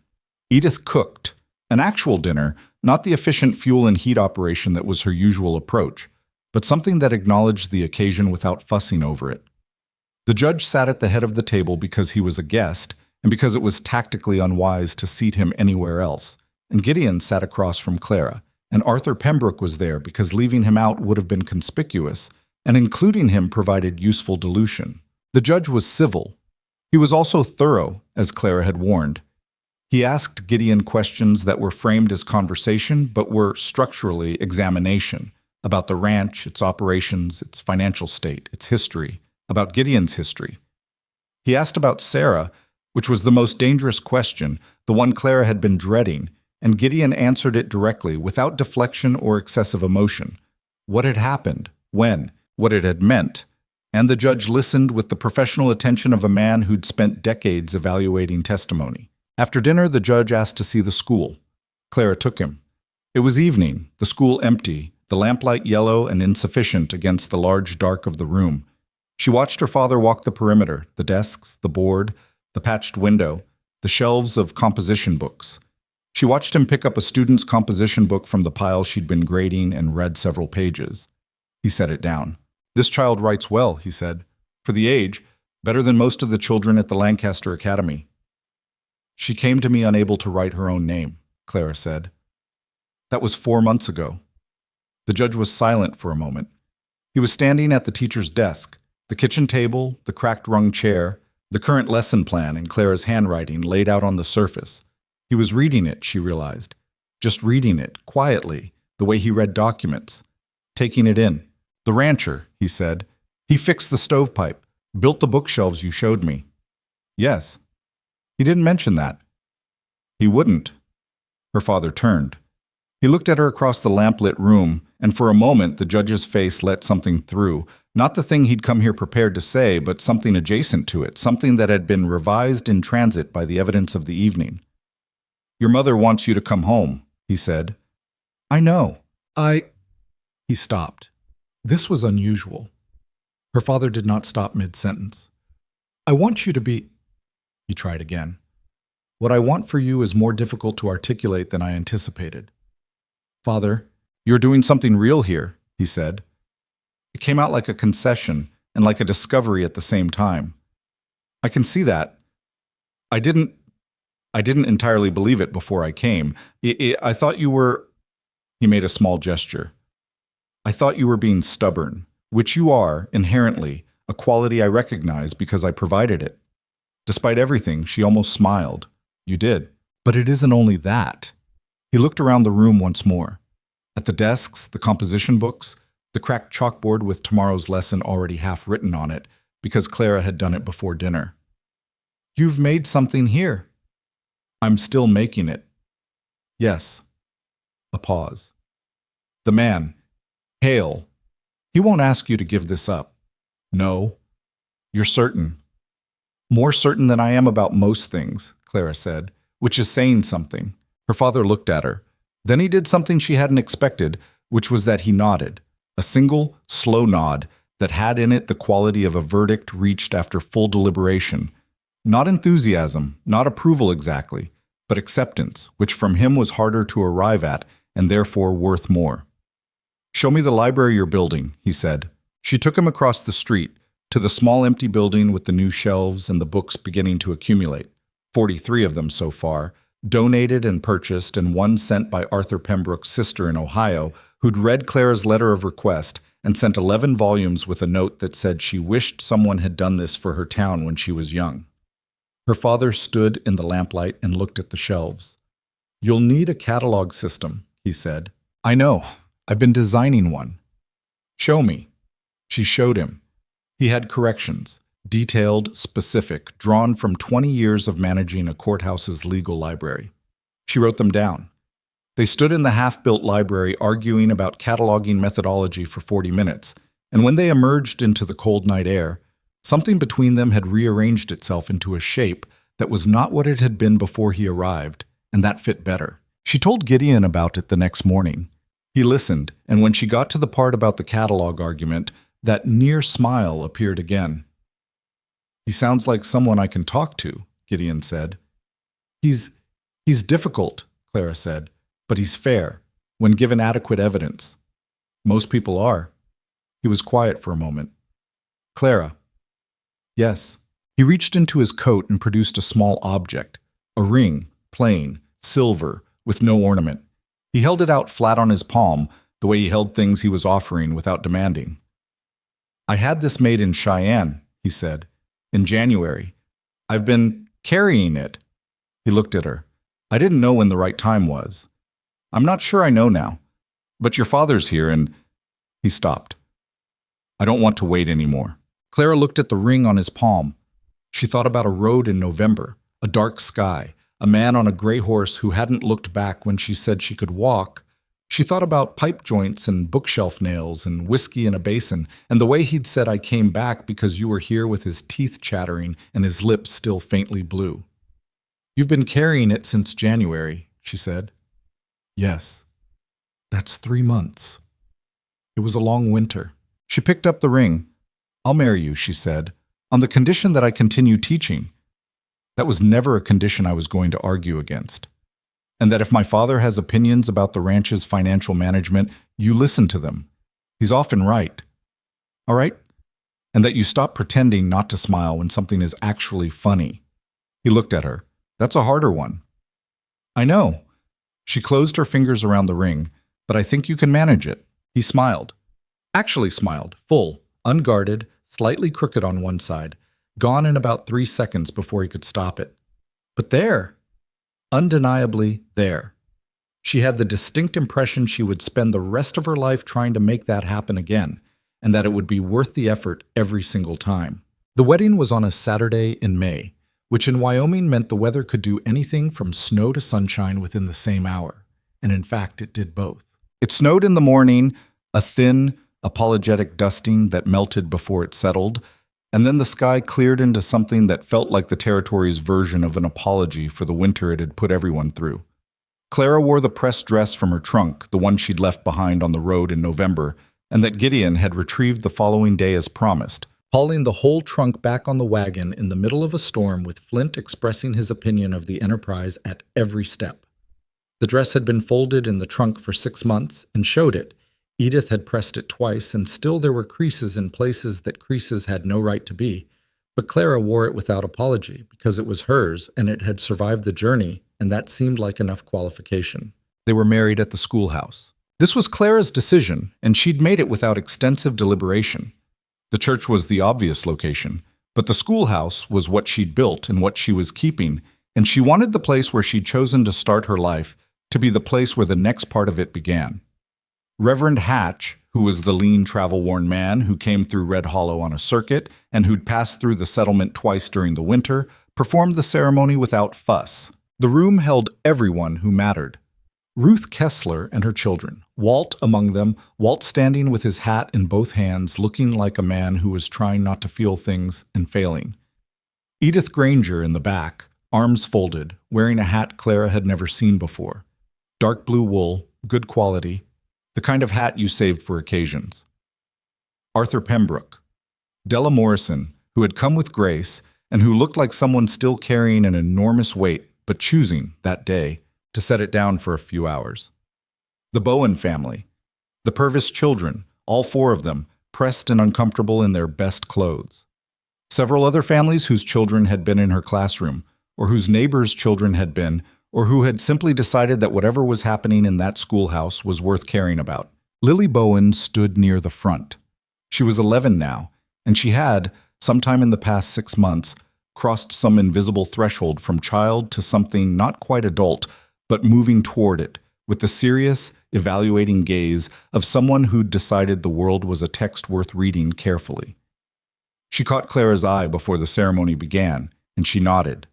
The same decisive little nod she'd used the first day of school, when she'd turned at the door and confirmed that yes, she believed Clara was staying. Clara nodded back. Gideon stood at the front of the room in his one good coat, which Edith had brushed until it was as close to presentable as physics permitted, and which he wore with the slightly uncomfortable bearing of a man who'd rather be doing something with his hands. He'd shaved. That was notable. He was normally a man of approximately 4 days of stubble as a baseline condition, and the clean jaw changed his face enough that Clara noticed it, and also noticed that she found him exactly as compelling without the stubble as with it, and that this was probably a good sign for the long term. Judge William Whitfield sat in the front row. He had stayed 10 days, longer than he'd planned, or said he'd planned, though Clara suspected his plan had been flexible from the beginning, which was itself a kind of admission from a man who'd come prepared to retrieve his daughter and left having helped her organize a library catalog instead. He talked to Gideon 3 times alone, conversations that neither man reported to Clara in detail. What she knew was that after the 3rd conversation, her father had come to breakfast looking like someone who'd expected a specific answer and gotten a different one that was possibly better, and he'd told Clara over coffee that morning that Hale was more straightforward than he'd anticipated. "Is that a compliment?" Clara had asked. "It's an observation. Yes, it's a compliment." He sat in the front row now with his back straight and his expression composed, and when Reverend Hatch pronounced them married, something moved through her father's face that she caught in the moment and held. Something that was not quite grief but adjacent to it. The particular feeling of watching your child become someone you can no longer completely account for, which is both the goal of parenting and its hardest consequence. He left for Cheyenne the following Monday. At the stage, he embraced Clara with the careful formality of a man who expressed affection through restraint, and then he held on for 3 seconds longer than formality required, which told her what she needed to know. "Write to your mother," he said. "I always write to mother." "Write more. She worries." "She worries because it's what she does best. More letters won't fix that." "No," he said, "but they'll give her something to do with the worrying." He shook Gideon's hand. The handshake lasted longer than handshakes usually did, and something passed in it that Clara wasn't meant to see and didn't try to. Then he was on the stage and gone, and Clara and Gideon walked back to the boarding house where they were staying until the ranch house had another room added. Gideon had been building it since March, a project that had expanded twice as he and Clara had actual conversations about what a house they both lived in should contain. And Clara took off her wedding dress and put on her teaching clothes and went to plan Monday's lessons. Gideon found her on the kitchen table an hour later, her lesson book open, her pencil moving. He stood in the doorway looking at her. She didn't look up. "You're planning lessons," he said. "Tomorrow's Monday." "We got married 4 hours ago." "The students don't know that." She looked up. "And if they did, they'd expect me there anyway." He looked at her for a moment with the expression she'd come to know best. The one that was doing several things at once underneath a surface that gave none of them away. Then he went to the stove and put water on for coffee and pulled out the chair across from her. "What's the lesson?" he said. She told him. He listened and asked a question about the geography section that was actually a good question, and they sat in Edith Granger's kitchen on the evening of their wedding day talking about a 6th grade geography lesson. And it was, Clara thought, exactly what she would have chosen. Okay.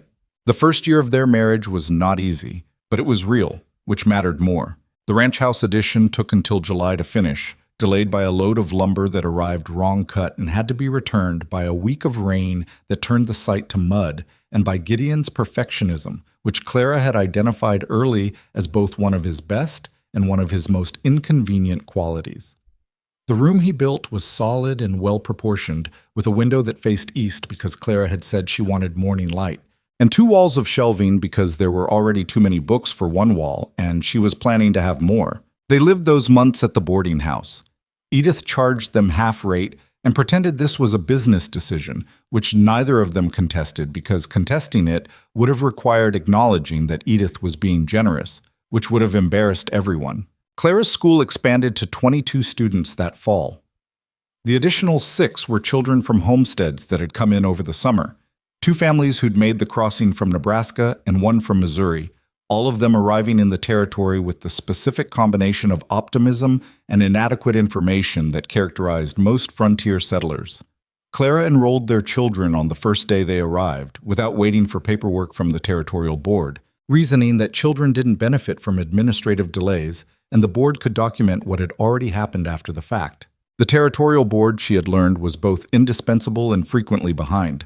Emmett Schofield turned 18 in September and promptly, in a move that surprised almost no one who'd been paying attention, leased 30 acres of land on the eastern edge of his father's property, land that was technically his grandmother's bequest, a detail Cleet Schofield had apparently not read the estate documents carefully enough to anticipate, and began running a small independent herd. Arthur Pembroke, who handled the lease registration, told Clara about it with the quiet satisfaction of a man watching a piece of paper do exactly what it was supposed to do. Emmett came to see her the week after the lease was filed. He sat in the chair across from her desk, a real desk now, purchased from the furniture dealer in Cheyenne with money from the territorial board's second grant, and put the accounting book on the surface between them. Its spine was cracked from use. Several pages had corners turned down. "I need to learn about business structures," he said. "Legal ones. For if I want to expand." Clara looked at him. He was 18, big as a barn door, with his father's jaw and his own eyes that were still pale gray, but had in them something that hadn't been there a year ago, something that had been allowed to grow because someone had not crushed it when it was small and inconvenient. "I have a book on that," she said, "and I know a judge in Lancaster who would correspond with you, if you had specific questions." Emmett looked surprised. "A judge? He's my father. He practices different law than Wyoming territorial law, but the structural principles are transferable. He'd answer letters if you wrote them correctly." "How do I write them correctly?" "I'll show you." She showed him. He came back twice more, working through questions with a doggedness that was itself a skill, the willingness to sit with something that didn't make sense yet and stay with it until it did. Clara watched this and thought about what Edith had said. The last 2 teachers didn't think about Emmett Schofield as a person, and felt the truth of what that cost and what changing it had done. She was not naive about it. Emmett was not a transformation story with clean edges. He and his father had a relationship that was damaged in ways she hadn't caused and couldn't fix. He made decisions that were impulsive and sometimes unwise, and he came to her afterward looking for the thing she'd always given him in the classroom. Not validation, but honest assessment. She gave it. He went away with it, and sometimes used it and sometimes didn't. That was the actual nature of teaching. You offered the tool and then you let go of the hand. Cleet Schofield left Red Hollow in the spring of Clara and Gideon's second year of marriage. Not dramatically. There was no confrontation, no public scene, no moment that announced itself as a finale. He sold 2 of his 6 spreads to a cattle company out of Denver, consolidated the remaining acreage under a manager, and moved to Cheyenne, where there were more people who shared his particular view of how the world should be organized. He left the way powerful men sometimes left places they'd once controlled, quietly, after the controlling had stopped working, without the dignity of acknowledging that anything had changed. Red Hollow noticed his absence the way you notice when a persistent headache finally lifts. Not dramatically, just a slow realization that something that had been a constant pressure was no longer there. The school, without Schofield's opposing weight, expanded in ways Clara hadn't fully planned. The Schofield ranch hands, or most of them, the ones who'd stayed under the new manager, started sending their own children she hadn't known existed because they'd been kept away. She had 30 students by the end of that second fall. She needed help. She hired Lily Bowen. Lily was 12, which was young by any standard, and hired was perhaps generous. Clara paid her 50 cents a week from her own salary, which Lily spent on books with a single-mindedness that Clara recognized intimately. But Lily could work with the youngest children in ways that freed Clara to teach more complex material to the older students, and Lily had a natural gift for it that couldn't be learned but could be directed. "You're going to be a teacher," Clara told her one afternoon, directly, because Lily was the kind of person who deserved to be told things directly. Lily looked at her. "I know," she said. "I'd like to help you do that properly. There are training programs in Cheyenne. The territorial board funds them for promising candidates. I'd have to leave. For a year, probably. Then you could come back." Lily considered this. She was 13 now, very contained, with the particular dignity of a child who'd done a great deal of growing in a short time. "Would the school be all right without me?" Clara looked at her. "I managed before you." "I know, but I make it better." This was not arrogance. It was accurate assessment, which was different. "Yes," Clara said, "you do. And that's exactly why you should go and learn more so that when you come back, you make it better still." Lily went to Cheyenne the following year. She came back 14 months later with a teaching certificate and opinions about pedagogical theory that she and Clara argued about productively for weeks. She took over the younger students completely. Clara focused on the older ones and on the curriculum guides she'd been expanding since that first winter, documents that were now comprehensive enough to be useful to someone starting from scratch, which was what she'd always intended. She sent copies to the Territorial Education Board with a letter requesting that they be distributed to new teachers coming into the territory. The board, after its characteristic 4-month delay, wrote back saying they found the materials exemplary and were printing 500 copies for distribution at the next district meeting. Clara read the letter twice. Then she gave it to Gideon, who read it and set it on the table and said, 500. 500, she confirmed. He was quiet for a moment, in the way he was quiet when he was feeling something he hadn't found words for yet. "You've been working on those since the first winter," he said. "Since the first week, really. I just didn't know yet what I was working on." He looked at her across the table. They were in their own kitchen now, the ranch house, with the east-facing window and the 2 walls of shelves and a wood floor that Gideon had laid himself and that was impeccably level and that Clara had covered in 3 places with rugs from a catalog because the wood was so pristine it made her nervous. They had been married 2 years and 3 months. They had a daughter, 14 months old, who was currently asleep in the next room and who had her father's serious expression and her mother's habit of grabbing things she was interested in with both hands and refusing to let go. "The board is going to want you to do more work for them," Gideon said. "Probably. Travel to Cheyenne, meetings, that kind of thing." "Probably, Ma." He leaned back in his chair. "The ranch is doing fine. If you needed to be away sometimes." "I know." She looked at him. "You'd manage." "I've managed for years. I'm adequate at it." The corner of his mouth. He still only let it get that far, most of the time, but she'd learned to read the full smile in it anyway. "You should do it." "I haven't decided." "Clara, I'm thinking." "You've already decided. You're just reviewing the decision from different angles to make sure it holds." She looked at him. He was right, and he knew it, and she knew he knew it, which was one of the specific irritants of being married to a perceptive person. The baby, she started, has a father who is here, and a grandmother who has indicated approximately 40 times that she would like more access to the child. Your mother would come out for a week and be delighted. My mother doesn't like Wyoming. Your mother likes the baby. She'll tolerate Wyoming. This was also accurate. Adelaide Whitfield had visited in the spring, and her opinion of Red Hollow had been expressed in approximately the same terms her husband had originally used. Too small, too cold, too far from everything. But she had spent 3 days holding her granddaughter with the focused intensity of a woman who had been waiting a long time for this particular experience and was going to extract every moment from it. I'll write to the board, Clara said. I know, Gideon said. The library opened officially in the summer of their 3rd year, though it had been operating unofficially for 18 months before anyone put a sign on the door. The sign was made by Walt Kessler, who had recovered from the pleurisy that had scared everyone the previous winter, and who had, in his recovery, discovered a talent for woodworking that he'd apparently always had and never had occasion to express. The sign read, Red Hollow Public Library, established 1883, which was when Clara had first started collecting books. Not when the building was ready, because she'd decided that what mattered was when the idea began, and not when the paperwork caught up to it. The collection was 243 books by opening day. She had a catalog organized according to the system she and her father had argued about in the lamplight a year and a half ago, with his corrections implemented and one of her original decisions preserved because she'd been right about it, and he'd eventually conceded the point. The catalog was handwritten in her careful small script, and she was already planning a 2nd volume. Della Morrison ran the library 3 mornings a week. This had been Edith's suggestion.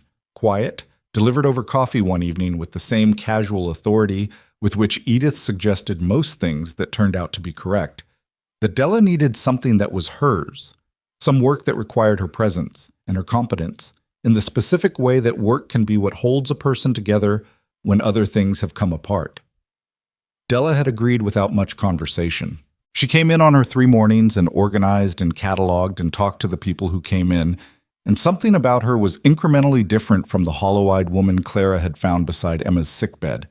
Not healed exactly, but occupied in a way that made healing more possible. Grace Morrison, Della's surviving twin, was Clara's student for 4 years and then Lily Bowen's student for 2, and she graduated from the Red Hollow School with the highest marks of anyone Clara had taught.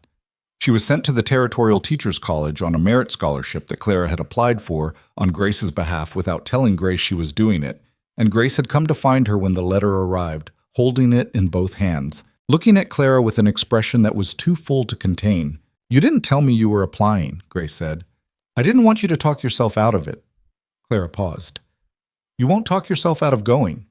It wasn't a question. Grace looked at the letter, then at her teacher, and the expression on her face moved through several things and settled on something that was its own kind of grief. The grief of leaving a place you love for a thing you need, and something fierce underneath it. No, she said. I won't. Grace went. She came back 3 years later with a teaching certificate and the particular bearing of someone who'd spent time in larger places and found, upon returning, that the place she'd left was larger than she'd realized. She taught for 2 years alongside Lily, and then the Territorial Board offered her a position training new teachers across 3 counties, which was the right thing for her to do, and she took it. Clara drove her to the stage herself. They stood on the road where a stage driver named Meeks had once dumped a trunk and driven away. And Clara thought about the circularity of things, how the road that had almost killed her had become, in some way she couldn't entirely account for, the axis around which everything else had organized itself. I'm scared, Grace said. She was 22, with her mother's careful eyes and her dead sister's delayed smile that had somehow transferred itself to her, delayed by grief instead of temperament. You should be, Clara said. If you weren't scared, it wouldn't be worth doing. Did you know that? When you came here? Clara thought about a young woman sitting on a trunk beside a road with a notebook full of lesson plans and $40 and no idea what she was walking into. About the dark and the cold and the sagebrush she'd curled behind and the certainty, in her body if not her mind, that she was not going to make it through the night. No, she said. I didn't know anything. I just kept going because stopping seemed worse. Grace hugged her. Clara held on. She was better at this now, at allowing herself to hold on, and then let go, and watched another one of them leave to go and build something somewhere else, and thought that this might be the truest measure of a teacher's work, not the students who stayed, but the ones who went, carrying what you'd given them like a tool they'd use somewhere you'd never see. The Territorial Board held a formal gathering in Cheyenne in the autumn of Clara and Gideon's 7th year of marriage.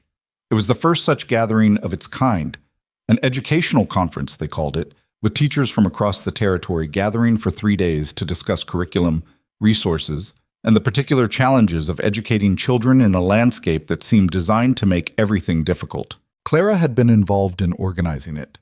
This had become, over the past 4 years, a pattern.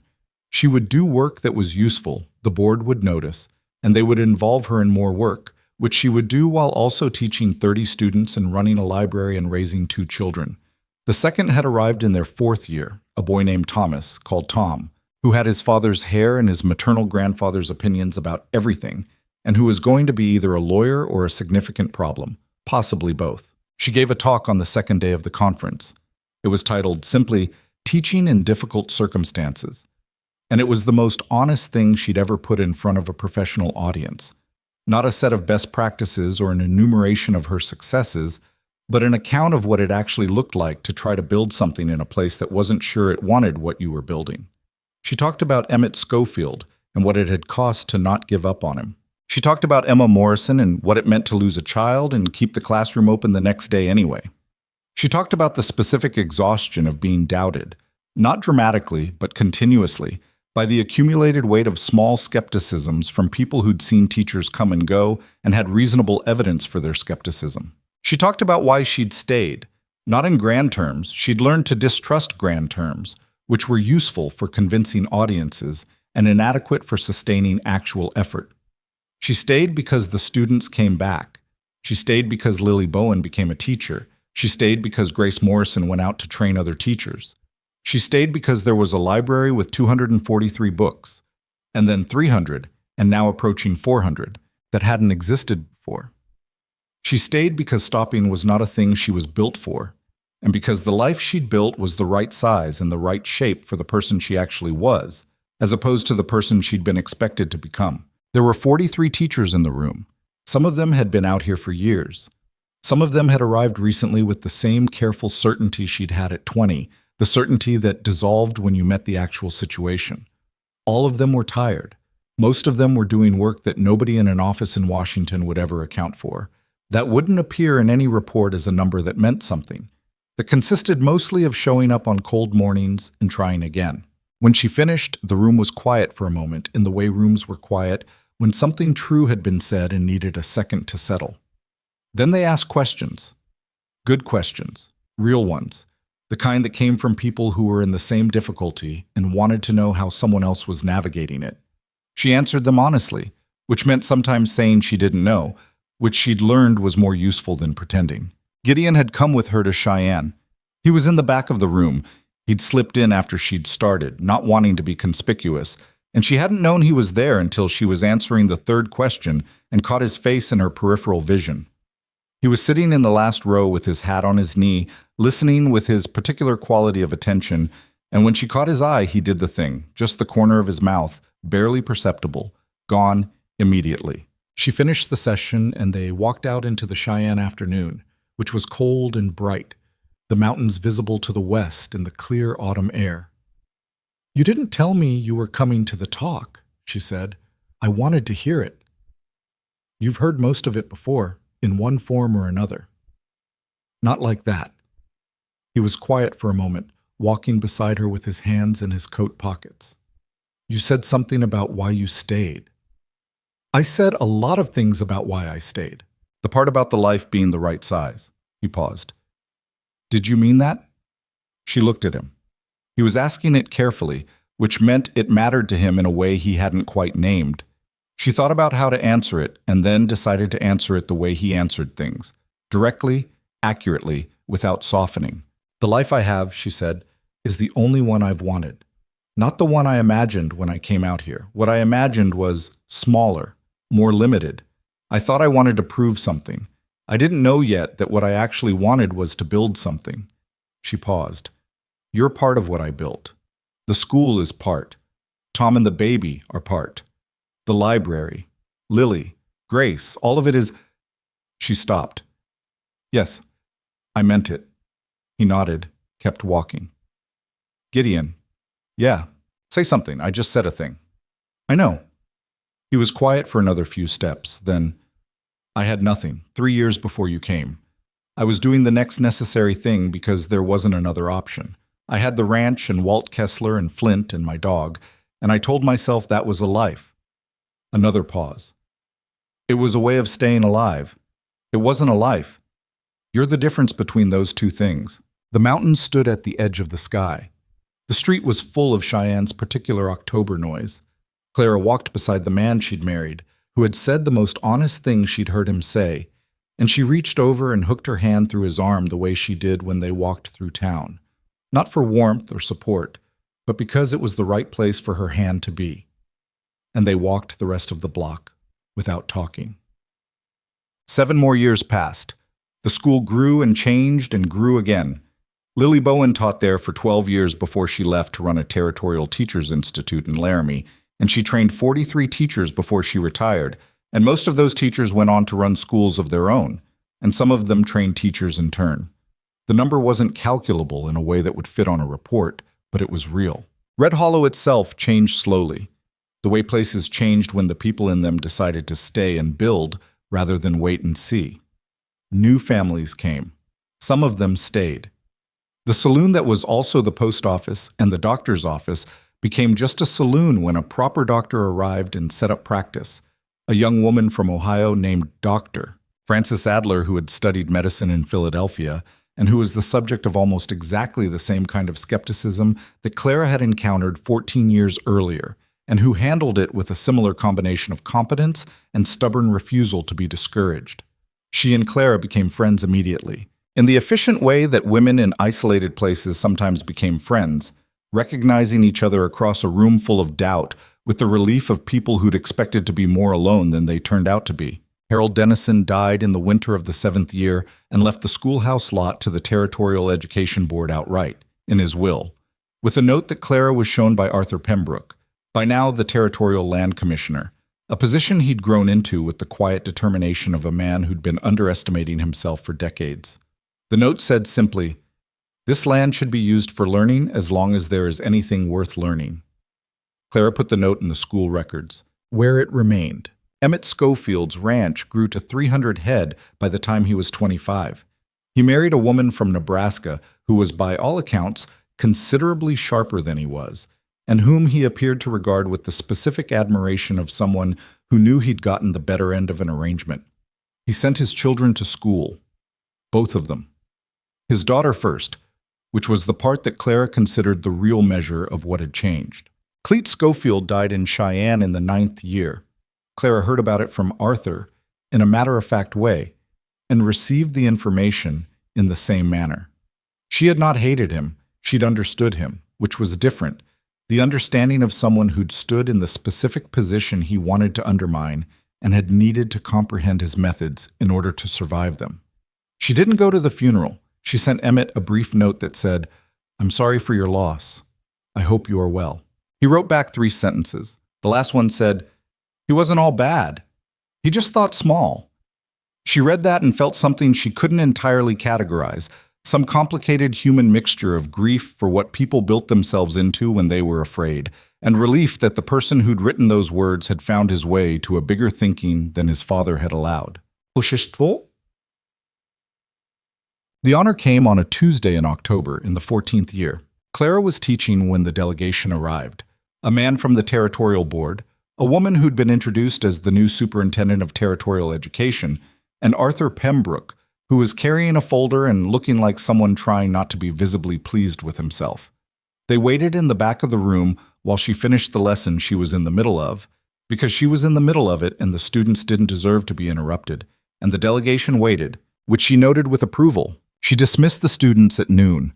They filed out, 26 of them, Different children than the first 16, younger siblings, and children of families who'd arrived in the years since.